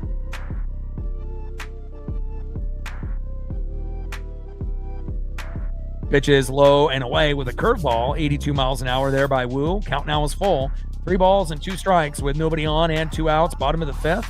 Wu on the mound. Osuna in the box. 3-2 pitch. Little dribbler towards first. Flip back to Wu. Good teamwork. And that is out number 3. All right, let's see if we can get another run on the board. JP Crawford has already been an impact player for the Mariners. Coming back from the first time in about 4 or 5 days with a sore wrist that he got in batting practice, and he's already made an impact. Let's see if we can get a few of the others to make an impact as well. Next up, leadoff hitter today, 0 for 2, Cole Clutch Young, my favorite player on the team. Let's go, Cole. Batting second, 0 for 2 with a K. DHing, it's Julio Rodriguez. Let's go, J-Rod. And batting third, 0 for 2 with a K, right fielder, the Italian stallion, Dominic Canzone. Trident's up. Let's go, M's.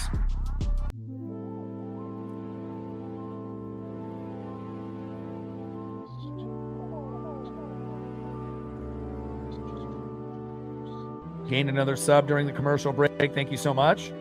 Shout out to our new subs, our female audience, as well as all of our regulars, everyone watching in the United States, Canada, Mexico, South America, Asia, and beyond. We are global. 25 subs now to go to 24,500. We're at 42 on the Dono train.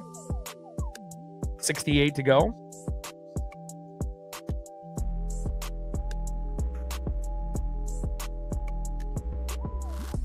And we're at 79 likes. 21 to 100.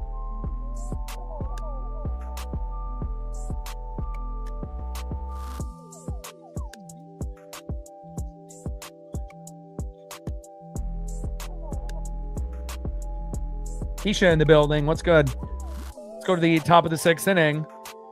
5-1 Texas.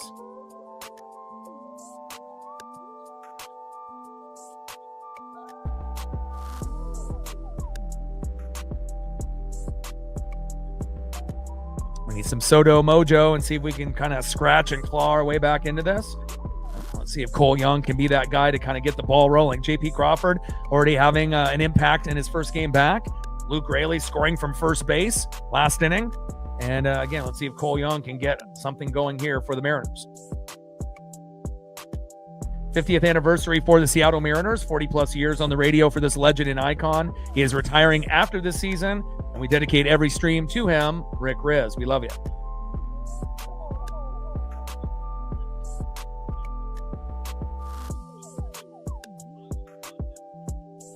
Trident's up. Let's go, M's. First pitch from Eovaldi to Young with a curveball, high and away. 0-1 count. Come on, Cole. Shout out to my boy Brooks Beats with the best beats on YouTube. Curveball low and away, 75 miles an hour, 0-1 count. 0-1 pitch, high and inside, another cutter, 88 miles an hour. No balls and 2 strikes from Eovaldi to Young.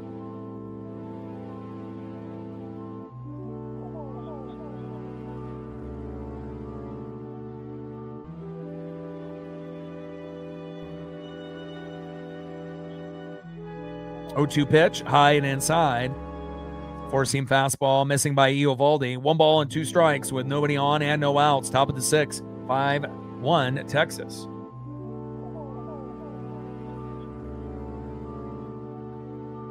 One-two pitch. And a hard hit ball into left field, fading foul. 1 ball and 2 strikes from Eovaldi to Young.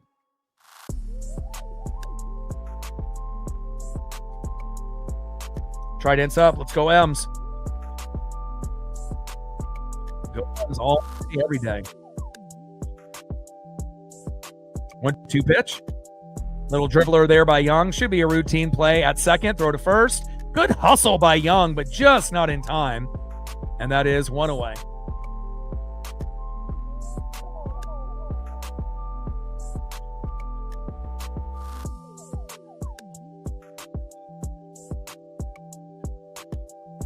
Next up in the 2-hole, DHing today, Julio Rodriguez. On deck is Dominic Canzone.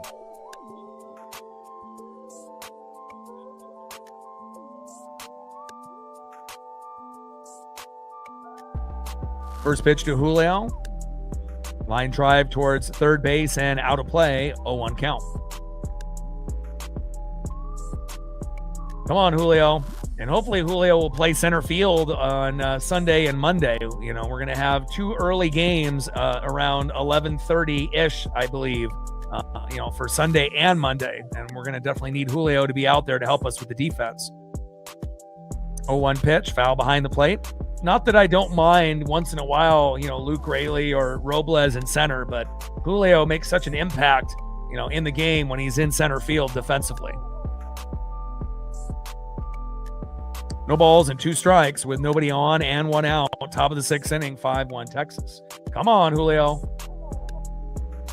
There's so many Mariner players that are so due for a home run.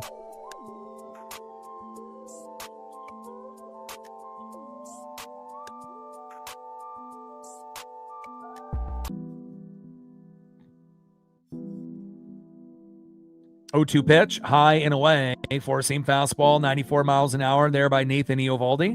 1 ball and 2 strikes with nobody on and 1 out. Eovaldi on the mound, Julio in the box. And Eovaldi's at 78 pitches, Wu at 95. So we'll see who they bring in for Wu after this. And 1-2 pitch. And strikeout completed, even though Julio runs to first. And that is 2 away. And that's why I don't like Julio DHing. He just usually doesn't do as well when he's out in center field. When Julio's in center field, he's got a chance to get 1, 2, 3 hits in a game. When he's DHing, it feels like he's going 0 for 4, 0 for 5, or maybe he'll go 1 for 4 or 1 for 5 and get a hit in his last at bat. That's just kind of how it's gone when we've seen Julio DHing. It hasn't really worked for the Mariners. First pitch to Dom, and a line drive towards first and just foul. 0-1 count.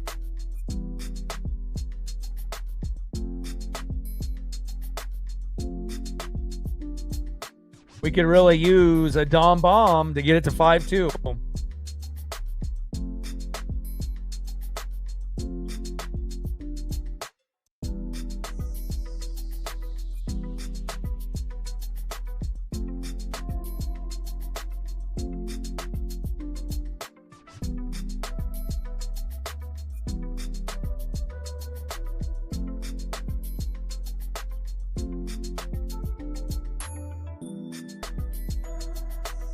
Oh, 0-1 pitch, low and at the knees. 1 ball and 1 strike from Eovaldi to Canzone. Curveball, 76 miles an hour.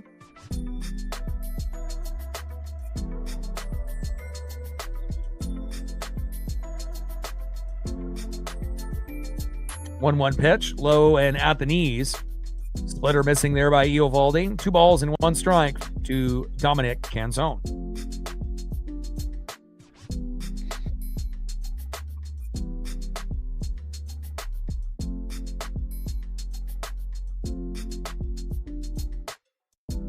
Two-one pitch, high and away.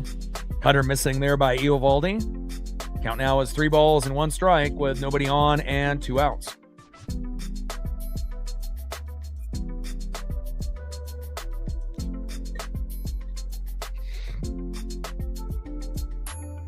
Three-one pitch.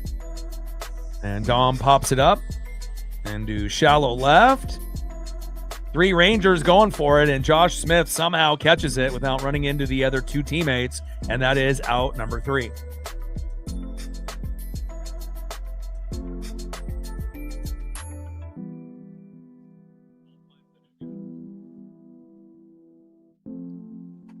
All right, let's go to the bottom of the 6th inning and see who's up next here for the Rangers. Next up for the Rangers, 0 for 2 with a K, third baseman Josh Smith. Batting second, 0 for 2 with a K, in the 9-hole catcher Austin Wins. And batting third, 2 for 3 with a run, first baseman today, Jock Peterson.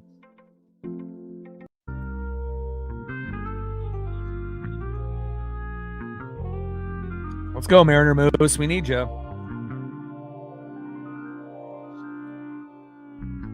Trident sub. Let's go, M's. Got to have that blind faith. someone that comes in after Eovaldi will have a little bit of a mini meltdown, and we can take advantage. 25 subs to go to 24,500. We're at 42 on the Dono train. 58 to go.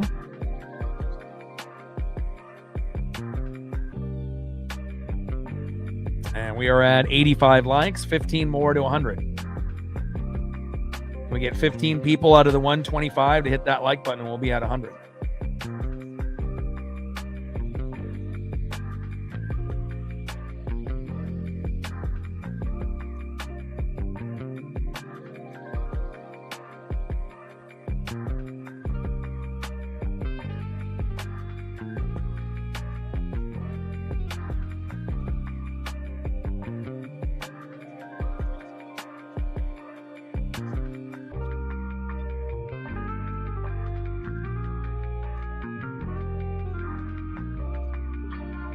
Yeah, well, Rocker's not injured, so we'll see.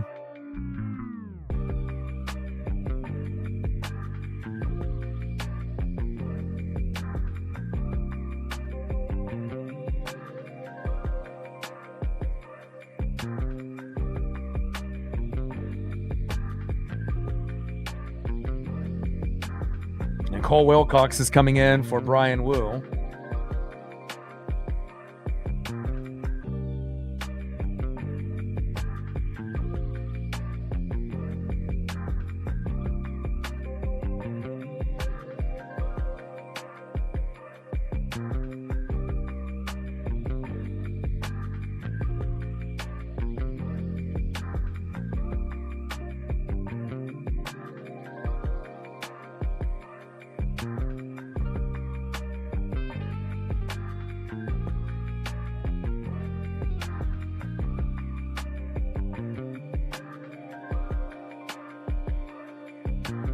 Oh, one pitch, big foul tip there by Josh Smith. No balls and 2 strikes from Wilcox to Smith.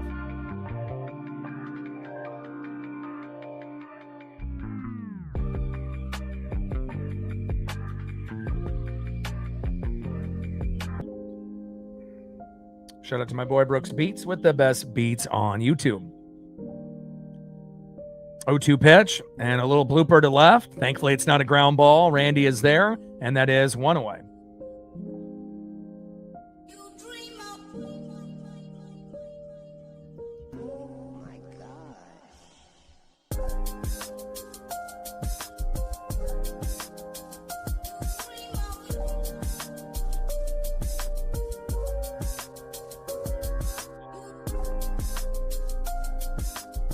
All right, Wilcox on the mound, and Austin Wins in the box. First pitch into Wins with the sweeper, 85 miles an hour, inside, 1-0 count.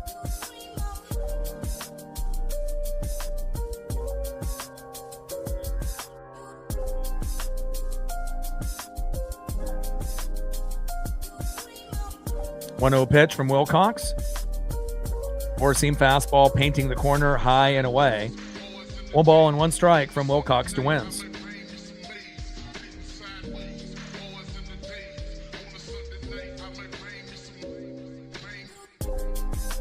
One pitch. Popped up and out of play. Change up 88 miles an hour. There by Cole Wilcox. Yeah, Wu is done. Just exited. 1 ball and 2 strikes with nobody on and 1 out. Bottom of the 6th, 5-1 Texas. 1-2 pitch. Sweeper missing, low and away. 2 balls and 2 strikes from Wilcox to Wins.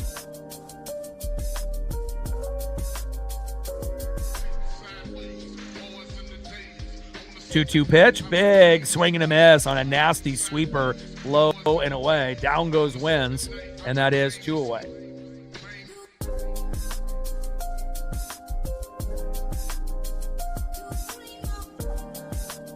Next up for the Rangers, 2 for 3 with a run. First baseman, Jock Peterson. On deck is Wyatt Langford.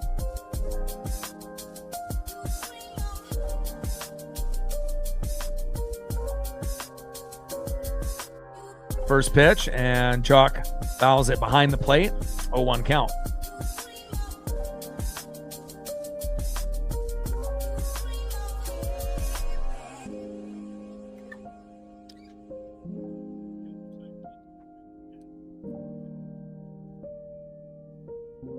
Pitch from Wilcox. And a hard hit ball, that ground ball to Randy Arosarena. And a single there for Jock Peterson.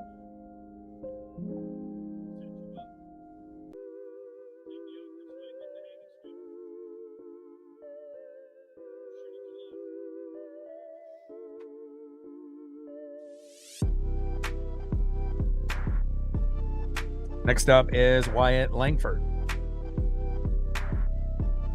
On deck is Ezekiel Duran. First pitch with the four-seam fastball, 97 miles an hour, high and away, 1-0 count.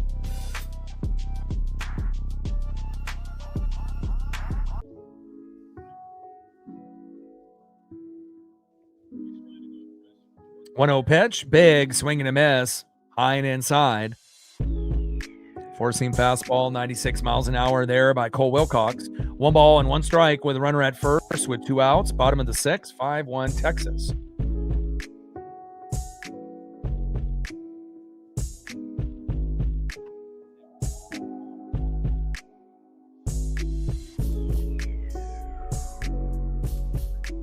One pitch, high and away. Four-seam fastball, 98 miles an hour, missing there by Wilcox, just barely.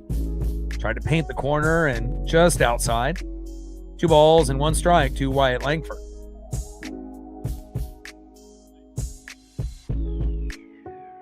Two-one pitch, big swing and a miss. Low and at the knees as Langford goes down to a knee to try to hit that ball.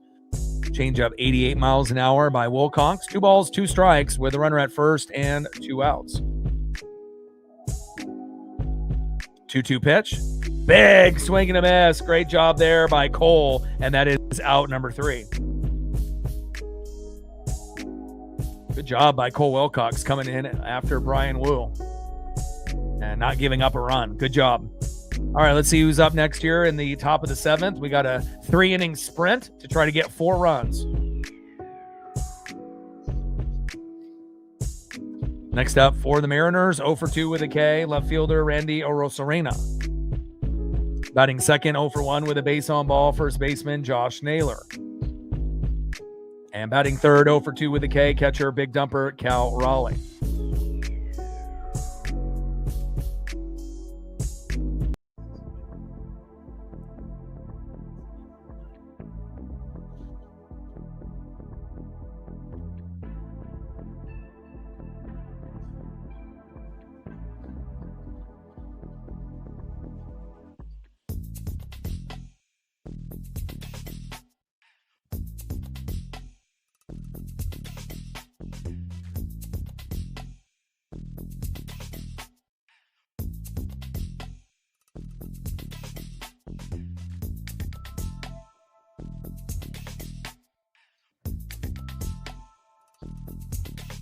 End of the 6th, 5-1 Texas. 25 subs to go to 24,500. Shout out to our female audience, all of our regulars, all our new subs, and everyone watching in the United States, Canada, Mexico, South America, Asia, and beyond. We're at 42 on the Dono train, 58 to go, and we're only 12 likes away from 100.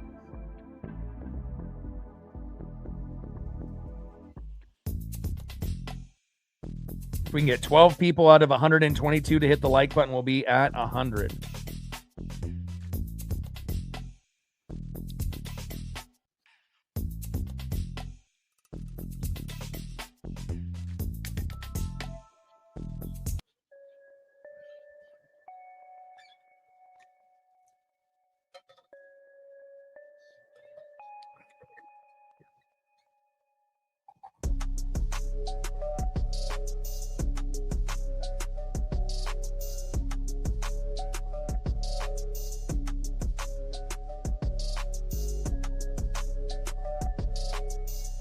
All right, Eovaldi's still out there. First pitch to Randy. Slow dribbler to second. Throw to first. And that is 1 away.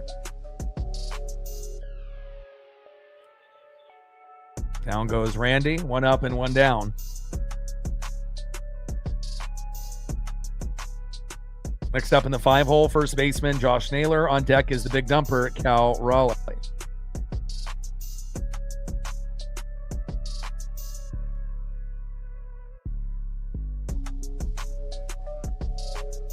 Appreciate you all day. Always doing a great job, you and TJ. When you guys have a chance to be able to come through and do what you guys do, I appreciate it very, very much.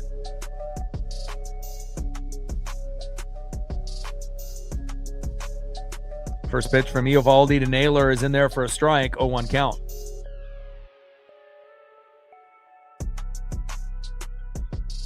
Oh, 0-1 pitch in there for a strike, but looks like Naylor is challenging, and he's not going to win that challenge. Call is confirmed. No balls and 2 strikes from Eovaldi to Naylor.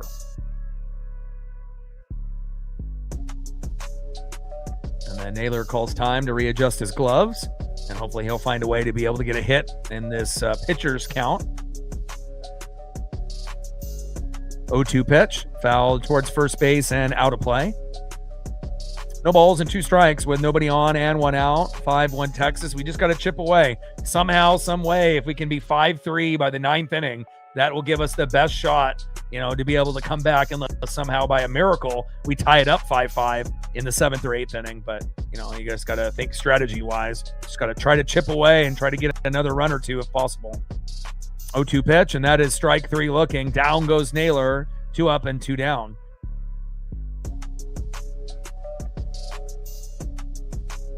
It's all good. There will be a time where your finances are a little bit better and you'll be able to donate, and so don't worry about that. We'll have others that will be able to make up for you. But just the fact, to be able to have the loyalty and the support, game in and game out when you can, that obviously is great for me, and I appreciate you. First pitch from Eovaldi to Cal Raleigh. Low and out the knees with a splitter, missing. 1-0 count. 1-0 pitch. Cal pops it up. And it should be a routine play here at first. And that is out number 3.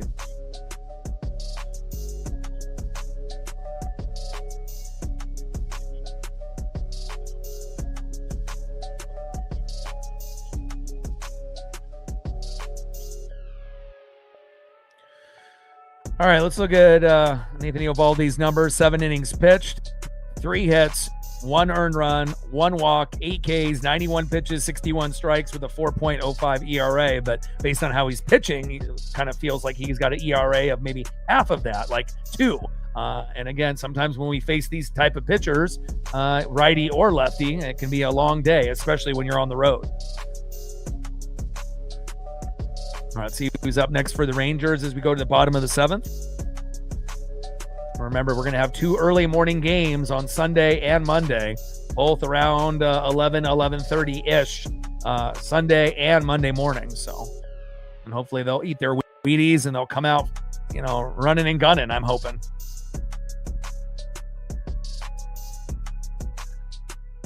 Next up for the Rangers, 3 for 4 with a run, first baseman Jock Peterson. And then hitting for Wyatt Langford will be Cauley, and then batting third will be Ezekiel Duran. So let's get the Cauley photo up.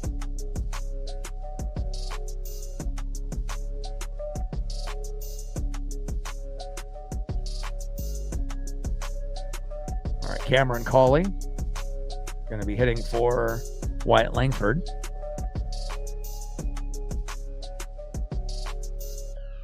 All right, so we're going to have Jock Peterson, 3 for 4 with a run, with a fantastic day for him. Cameron Cauley coming in for Wyatt Langford, getting a chance to pinch hit here late in the game. And then batting third, 2 for 3 with a run, 2 RBIs and a K. Another individual with a good game today, shortstop Ezekiel Duran.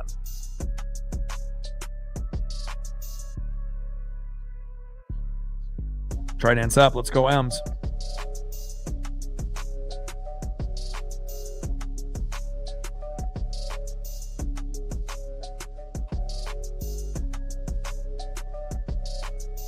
$25 subs to go to 24,500. We're very close to that 100 like number, I believe.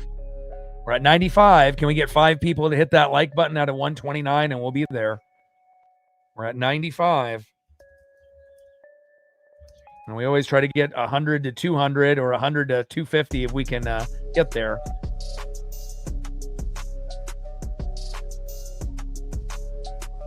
Exactly, Sean. You're all over it. 5 more likes to get to 100. 50th anniversary for the Seattle Mariners. 40-plus years on the radio for this legend and icon. He's retiring after this season. We dedicate every stream to the one and the only Rick Grizz. We love you. All right, we got 2 innings after this to try to make up 4 runs, which is, not impossible, but it'll be very difficult if we're being real. And hopefully we'll be able to have a few players come alive here late in the game. And, if we're going to come up short, like we did yesterday and only lose by a run, hopefully it'll give us some momentum going into tomorrow morning's game. And again, we need home runs. And again, when we hit home runs, we win. When we don't hit home runs, we lose. That's just kind of how it's gone for us, being the most home run dependent team in baseball this season. And Eovaldi is done.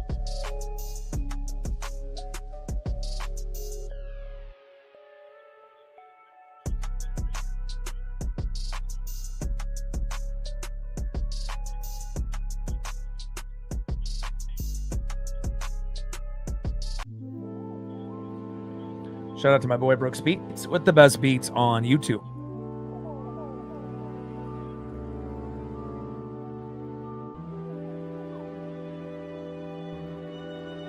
Wilcox still out there for the Mariners. First pitch to Ezekiel Duran. Takes a strike, looking high and away. 0-1 count. 0-1 pitch, big swing and a miss. Change up low and away. No balls and 2 strikes from Wilcox to Ezekiel Duran. Wilcox on the mound. Ezekiel Duran in the box. 0-2 pitch. Low and away. Just missing that strikeout on the corner. 1 ball and 2 strikes from Wilcox to Duran.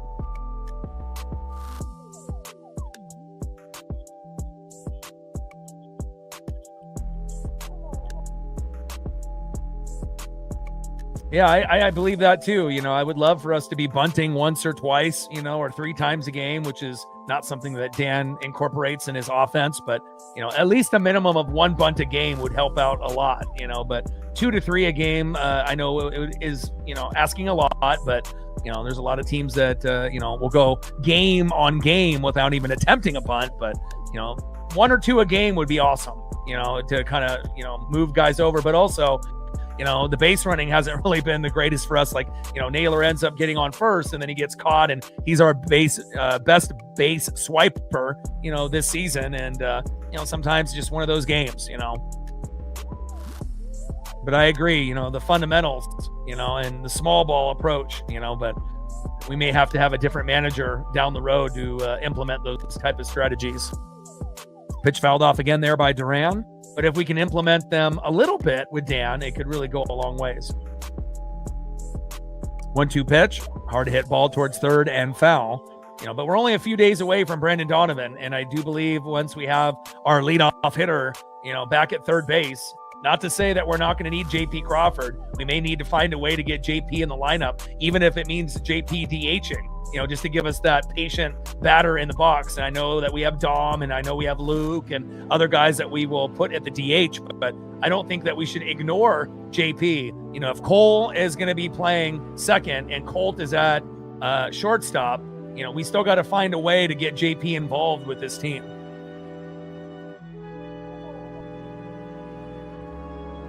One-two pitch, high and away. 2 balls and 2 strikes from Wilcox to Duran.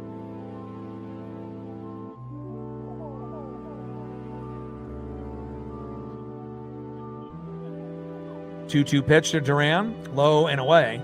And even though Dom and Luke would have a better chance of getting a home run at the DH, who's going to help out, on each at bat more? It's probably JP Crawford, forcing walks and getting on base more often, than Dom or Luke, even though those guys have more big playability with a big swing, but JP Crawford is one of those guys, that you can't take for granted, especially being the most patient hitter on the team. Definitely has earned a spot on this team for next year, in my opinion. 3-2 pitch, a little blooper into right. Dom is there, and that is one away. Good defense there by Dom.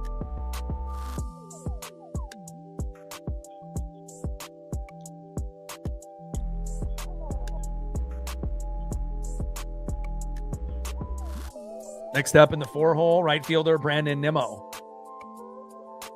Yeah, and again, getting a leader and a manager that people will listen to and follow, on their own terms. You have to be able to come up with different things of, motivation, and again, different things about attitude and motivation and, getting the team to buy in. And when you have someone that's being honest and real, that can find those fundamentals like Pete Carroll did back in the Seahawk era, it's not about just, calling the plays. It's about an attitude, it's about a vibe, and it's about coming together as a family, and making sure that you're getting the job done. It's not about the physical part, just, that. It's also about the mental part. And again, I think once, baseball managers start to realize, it's more than just, the batting order, it's more than just, calling plays like it is in football. It's deeper than that if you want to be able to have that long-term success. And a line drive there by Nimmo. Lined out to first, and that is 2 away. Nice job there by Naylor.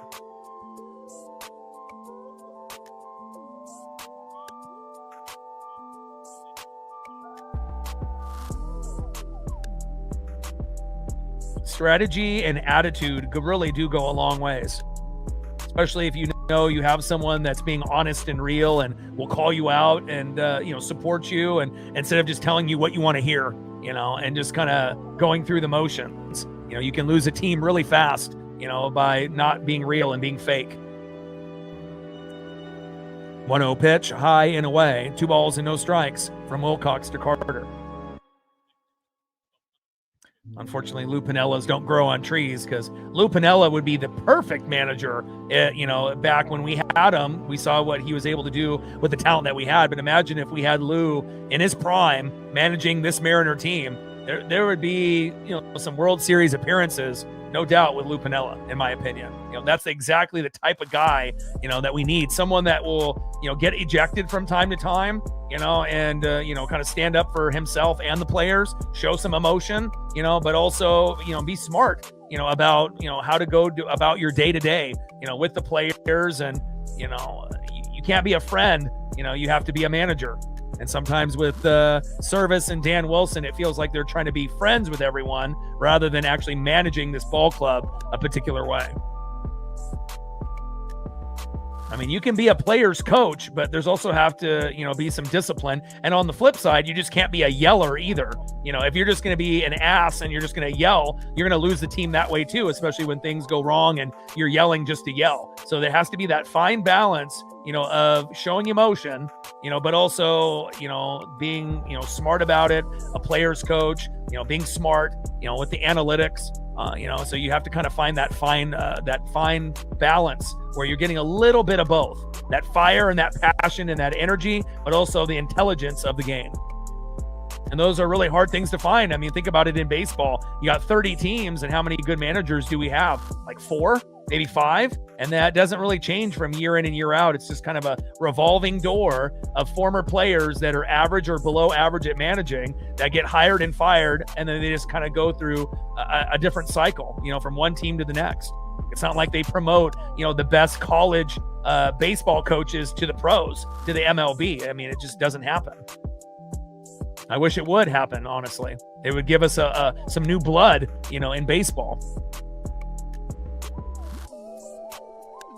Next up is Nicky Lopez. And we're going with a pitching change here. Nick Davila coming in, or Davila.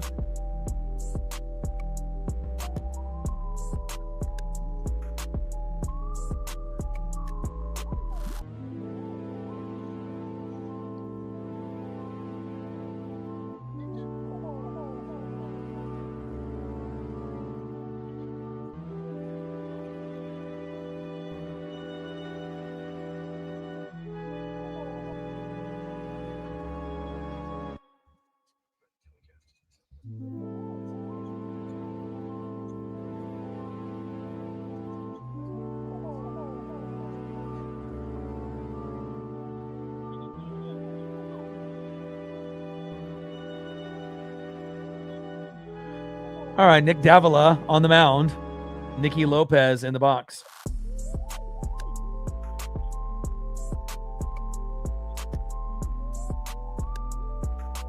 Throw to first and safe.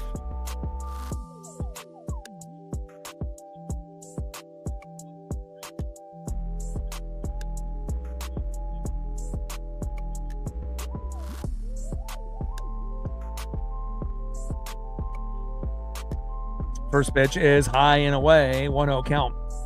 Bottom of the 7th inning, runner at first with 2 outs, 5-1 Rangers. Ranger fans acting like they're 15 games above 500. Wake up, you're 52-51. You're not the Tampa Bay Rays, you're not the New York Yankees. Calm down. 1-0 pitch, fouled off right down the middle. 1 ball and 1 strike from Davila to Lopez.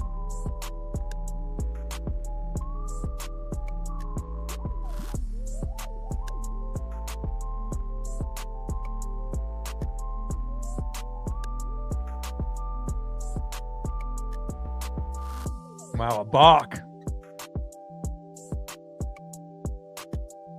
You don't see too many balks in baseball.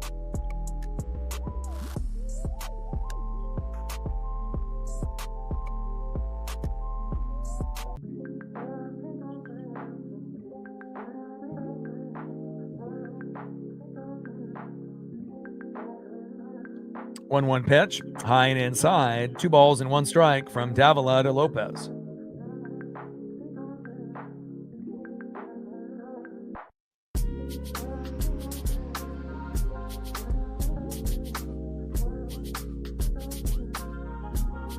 Two-one pitch, fouled behind the plate.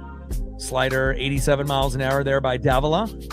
2 balls and 2 strikes with a runner at second and with 2 outs. Bottom of the 7th inning, 5-1 Texas.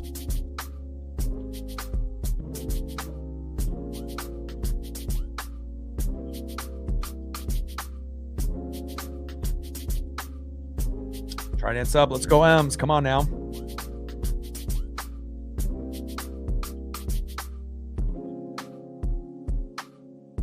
Two-two pitch. Hard hit ball, deep left field, fading foul, out of play.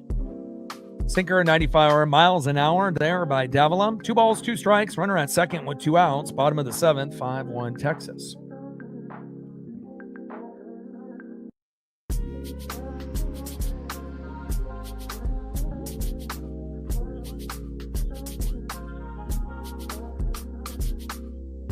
Two-two pitch, low and at the knees, inside. Count now is full. 3 balls and 2 strikes from Davila to Lopez. Shout out to my boy Brooks Beats with the best beats on YouTube.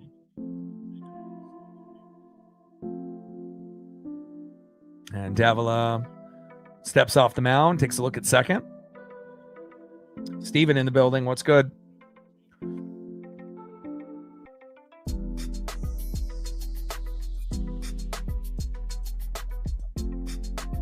Three-two pitch. Popped up and out of play. Slider, 86 miles an hour there by Davila. Count full, 3 balls, 2 strikes with a runner at second and 2 outs. Bottom of the 7th, 5-1 Rangers.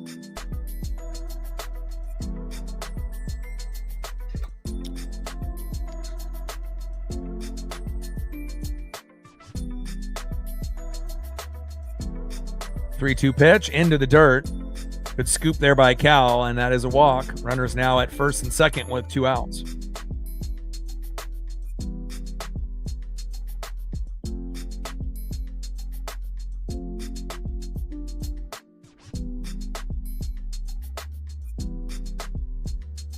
Next up for the Rangers in the 7-hole, 0 for 3 with a K, DHing Alejandro Osuna. On deck is Josh Smith.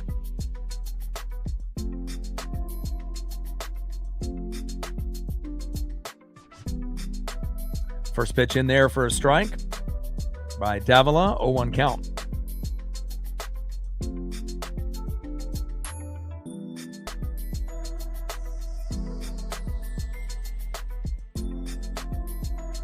Oh, 1 pitch popped up.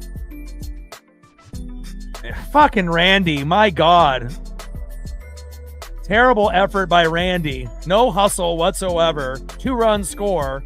And now, essentially, the game is getting close to being over. 7-1, Texas. And again, this is the type of lack of effort by Randy that I'm talking about. And I don't want to get on a guy, every fucking day, but again, it's every day. It seems like it happens more than once, in a play that could have happened where you could have hustled and got the out, just kind of the lackluster effort. Like, why are you not hustling full speed?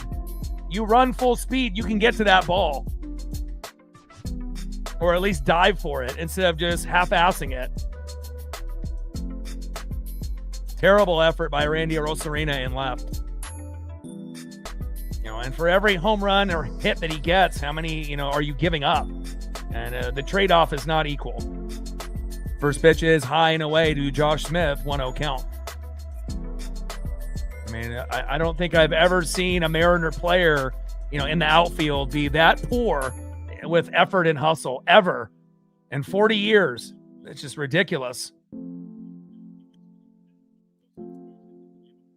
7-1 Texas.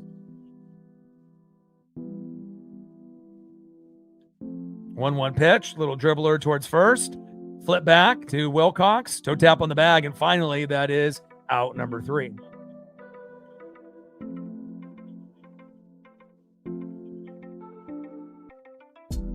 All right, we got 2 innings now. Instead of trying to make up 4 runs, now we got to make up 6 with Randy's lack of hustle.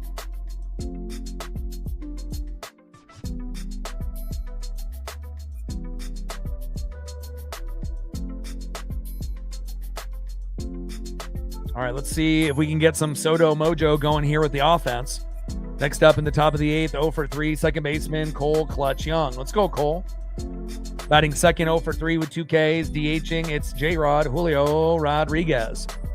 And batting third, 0 for 3 with a K, right fielder, the Italian stallion, Dominic Canzone. Trident's up. Let's go, M's.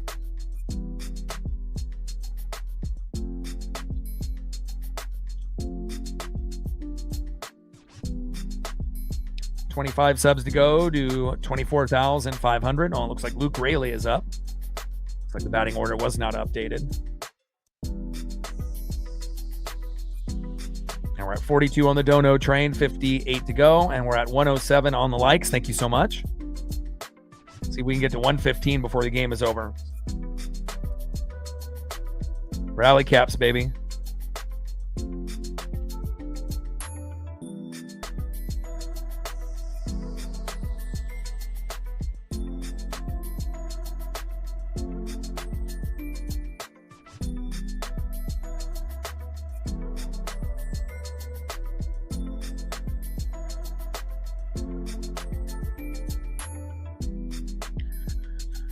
All right. So I'm not sure why they had Young, Julio, and Dom listed, but it's going to be, it looks like Luke Raley, JP Crawford, and Colt Emerson. Those will be the individuals that are up, and hopefully those will be the 3 that can get us going. Oh, now it looks like Weston Wilson is going to be up instead of Luke, so it'll be Weston Wilson and then JP and Colt Emerson unless they make another change.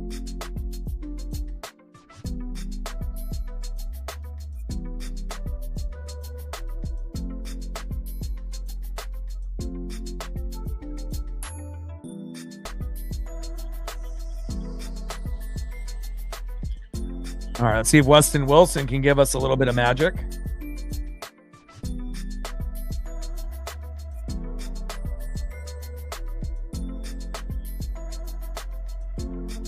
Alstrom coming into the game for the Rangers. Lefty. And Weston Wilson batting for Luke Raley. First pitch is high and inside, 1-0 count.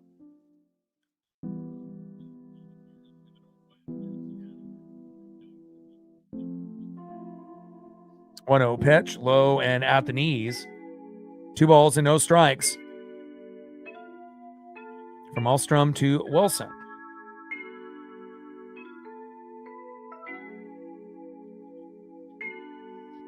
2-0 pitch, little dribbler here towards third, bare hand grab, throw to first, and that is 1 away.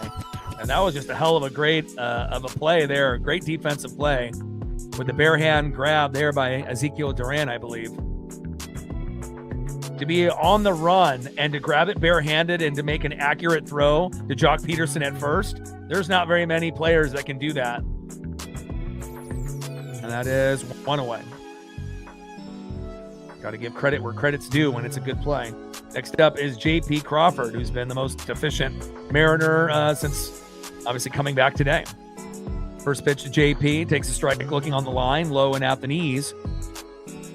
0-1 count. 2 for 2 with an RBI in his first game back. That's a great, game for him, but what about everybody else? On deck is Colt Emerson.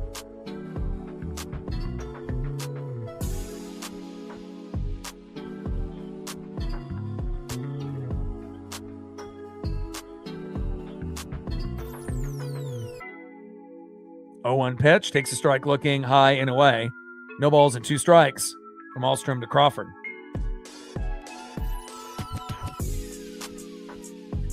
0-2 pitch, high and inside. 1 ball and 2 strikes to J.P. Crawford.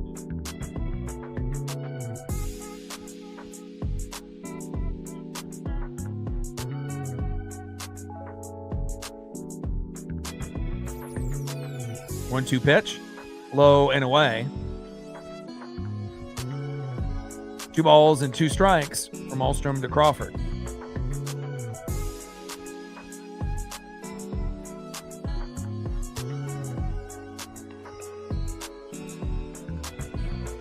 Two-two pitch, big swing and a miss. Down goes JP. Unfortunately, JP cannot go 3 for 3 in his first game back, but great to see him back in the lineup, and hopefully he'll be leading off for us tomorrow. And hopefully Julio is back in center field. We need that. Julio just doesn't play that well when he just DHs alone. Next up, 0 for 2 with a K, shortstop Colt Emerson, who had a good game yesterday, and let's see if we can get his first hit here today. Let's go Colt. On deck is Cole Young.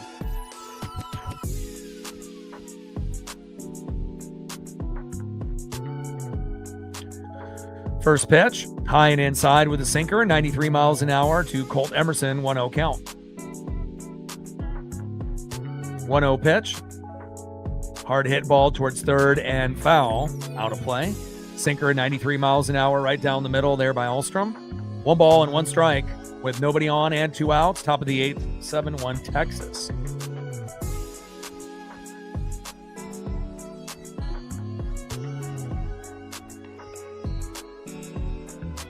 And there we go. Nice job there by Colt with a nice blooper into left.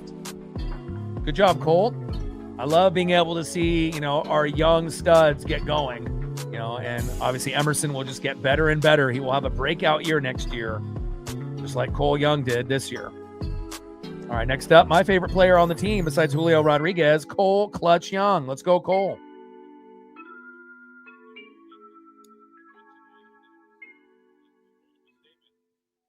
Love two-way players. People that show effort and hustle. That can play offense and defense. First pitch, takes a strike looking high and away, 0-1 count.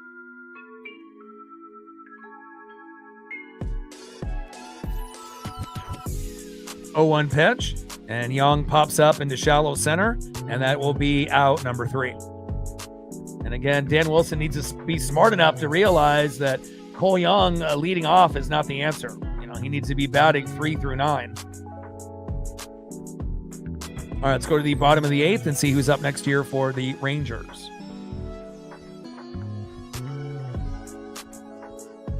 Next up for the Rangers, 3 for 4 with a run, having a fantastic day, Jock Peterson.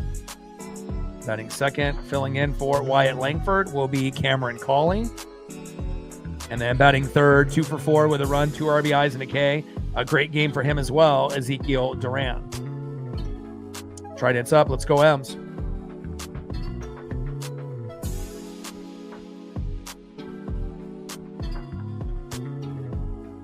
$25 subs to go to 24,500. We're at 42 on the Dono train, 58 to go. Now let's see where we're at on the likes.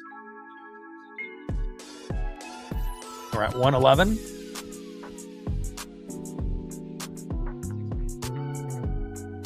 See if we can get to 115 before the stream ends.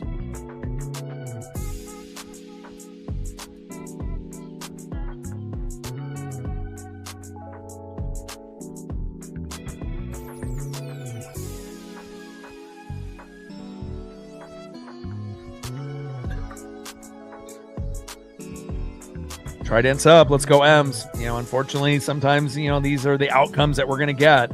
And thankfully, we haven't really been blasted like this a lot. Maybe 10 to 15 times out of 100 games, which is a little bit too much for our liking, but, it is baseball.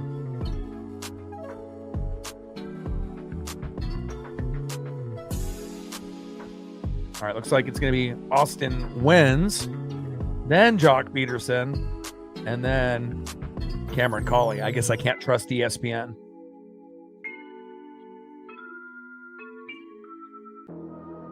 Shout out to my boy Brooks Beats with the best beats on YouTube.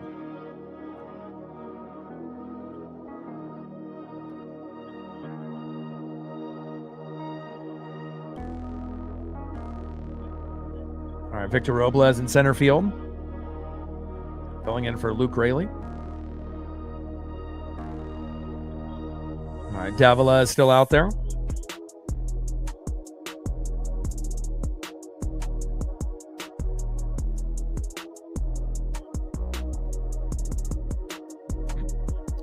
First pitch from Davila to Wins. Takes a strike looking low and at the knees. 0-1 count.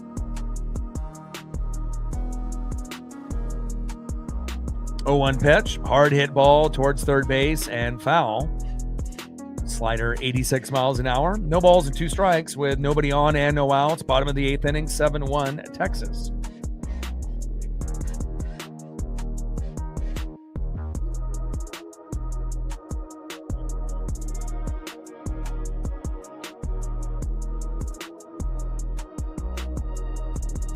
Oh, 2 pitch. Little dribbler towards third base that gets through.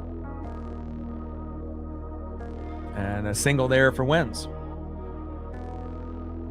Velasco in the building. What's good? Yeah, just, again, we didn't have the greatest performance out of Bryce Miller, and it was quite a bit worse with Wu today. But on the bright side, JP Crawford is back and, ended up getting 2 big hits for us. But again, with 4 hits total, that ain't going to cut it. And hopefully tomorrow and Monday will be better.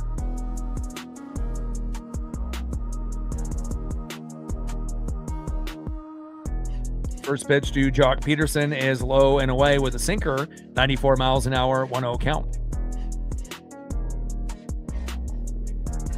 Jock 3 for 4 with 2 singles, a double, a run, and a stolen bag. 1-0 pitch in there for a strike. 1 ball and 1 strike from Davila to Jock Peterson.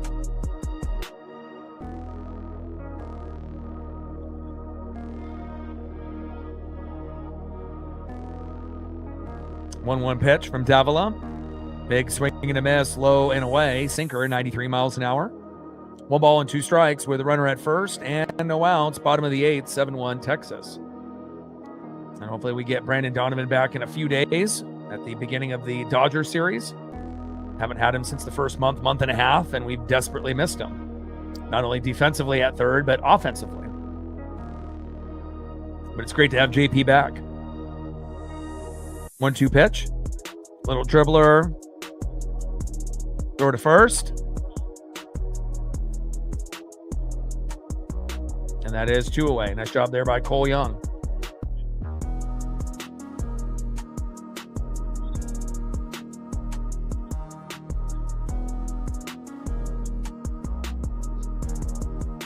Nice double play there by Cole Young. Tagging Wins and throwing to first. Great job, Cole.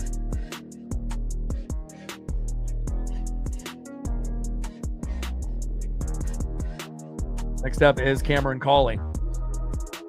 First pitch to Cawley is in there for a strike. 0-1 count.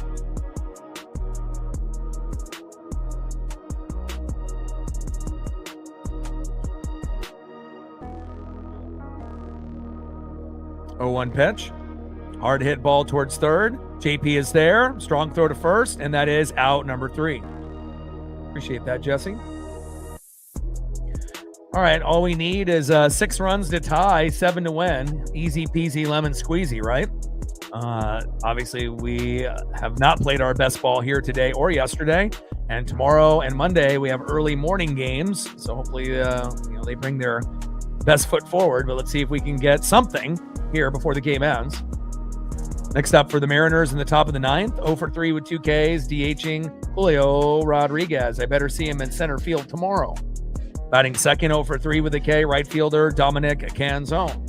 And batting third, 0 for 3 with a K, left fielder Randy Arozarena. Trident's up. Let's go, M's.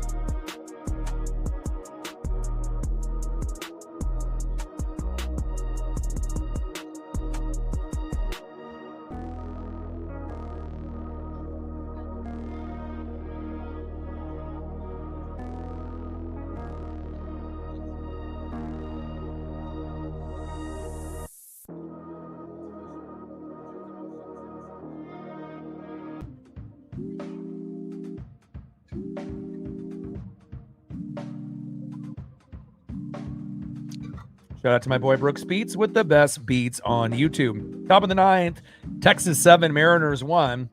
Rangers giving the Mariners a beatdown back-to-back nights, which is unfortunate, but hopefully we can bring our best foot forward tomorrow. JP Crawford hopefully will be leading off at third tomorrow, and Julio in center field, and hopefully we'll have a good enough batting order and strategy to be able to get the job done tomorrow. It's a must-win game on Sunday and Monday. Got to get it done.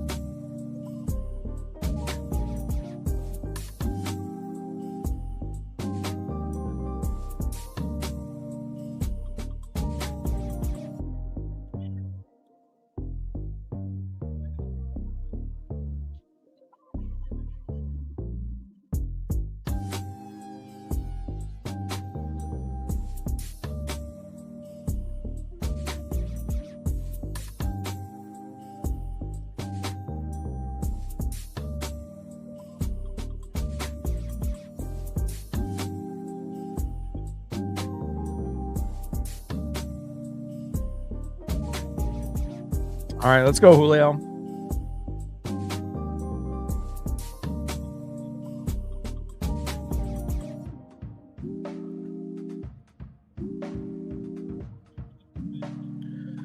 Ben Peoples into the game. First pitch takes a strike looking right down the middle to Julio Rodriguez, 0-1 count. I don't think the team is broken.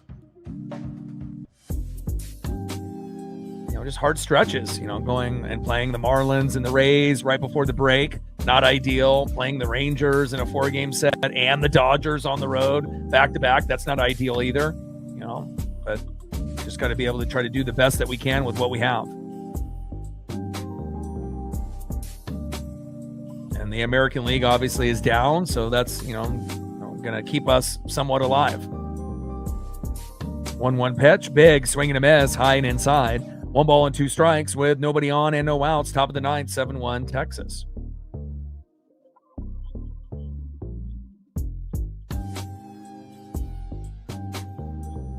One-two pitch. And Julio with a little dribbler towards third. Throw to first, and that is 1 away.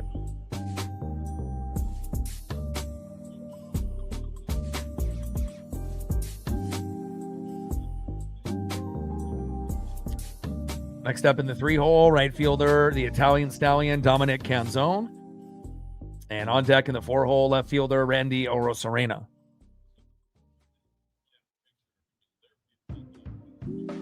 Trident's up. Let's go M's. Let's go M's all day, every day, no matter what the result.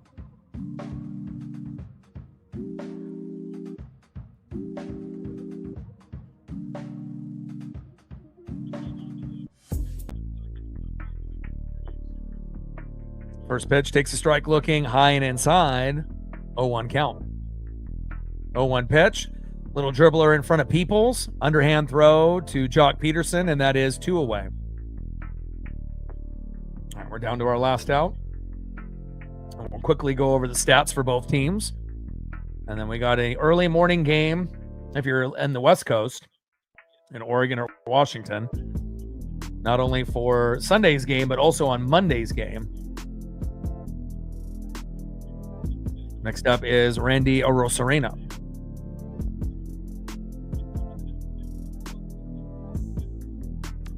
First pitch to Randy, popped up and out of play. 0-1 count. Four-seam fastball, 96 miles an hour there by Ben Peoples. Peoples on the mound, Arozarena in the box.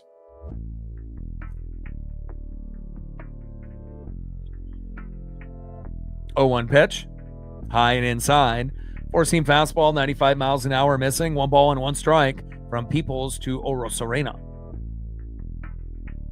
And we definitely expected a lot more out of Bryce Miller and Brian Wu in these 2 games, but the bats, obviously getting 4 runs yesterday and then now only getting 1. Even if we would have hit our 5 runs, 7 to 10 hits, it still wouldn't have been enough. Big swing and a miss, high and away. 1 ball and 2 strikes to Randy Orosarena. 1-2 pitch from Peoples. Low and away. Slider going into the dirt.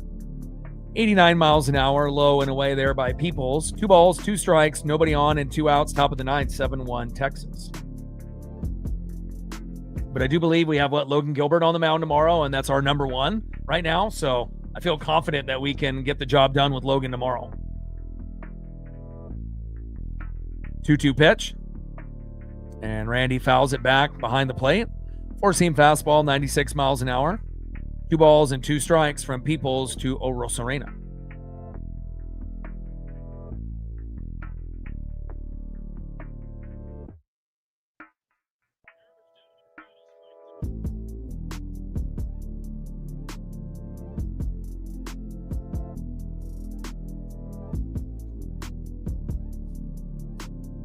Two pitch. Check swing. Did he go? No, he did not. Pitch is low and away with a slider, 87 miles an hour. Count now is full. 3 balls, 2 strikes, nobody on, 2 outs. Top of the 9th, 7-1 Rangers.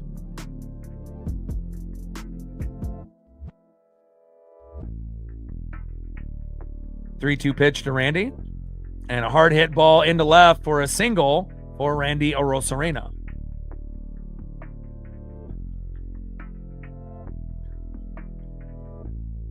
Nice single there by Randy Orosarena. Doesn't really make up for the lack of defensive effort in left today, but we'll take it. Next up, 0 for 2 with a walk and a K. First baseman Josh Naylor. On deck is the big dumper, Cal Raleigh.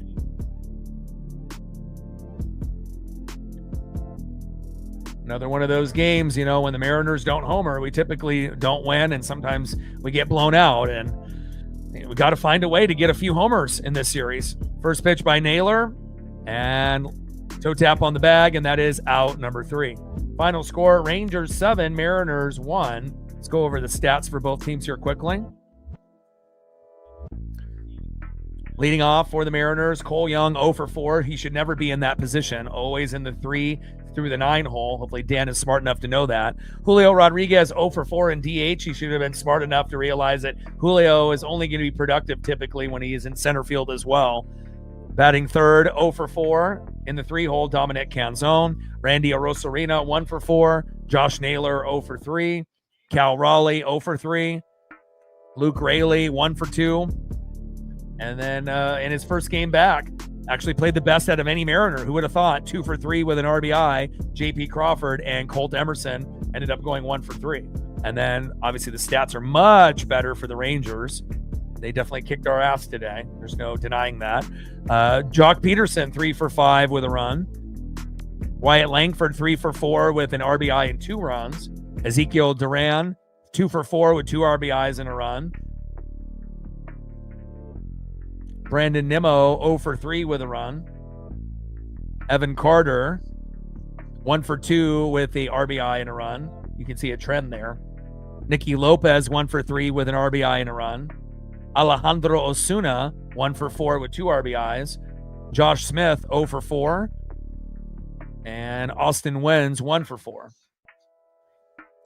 Final score, Texas Rangers 7, Mariners 1. And again, we will have 2 early morning games tomorrow and Monday. So make sure you check your schedules accordingly. And I will be live for both. And hopefully we can end up getting it back into the win column here ASAP. Final score, Rangers 7, Mariners 1. Shout out to, obviously, Sean and Rebecca and Bash for showing love even in a tough situation for the Mariners. I appreciate you guys as well as TJ. And obviously all the mods as well. Appreciate you guys all day. TJ, Sean, all of you, appreciate you guys a lot. And I got one question for you. Who talk sports like us? Your boy Ryan, Northwest Sports Fanatics. Tridents up and go Mariners.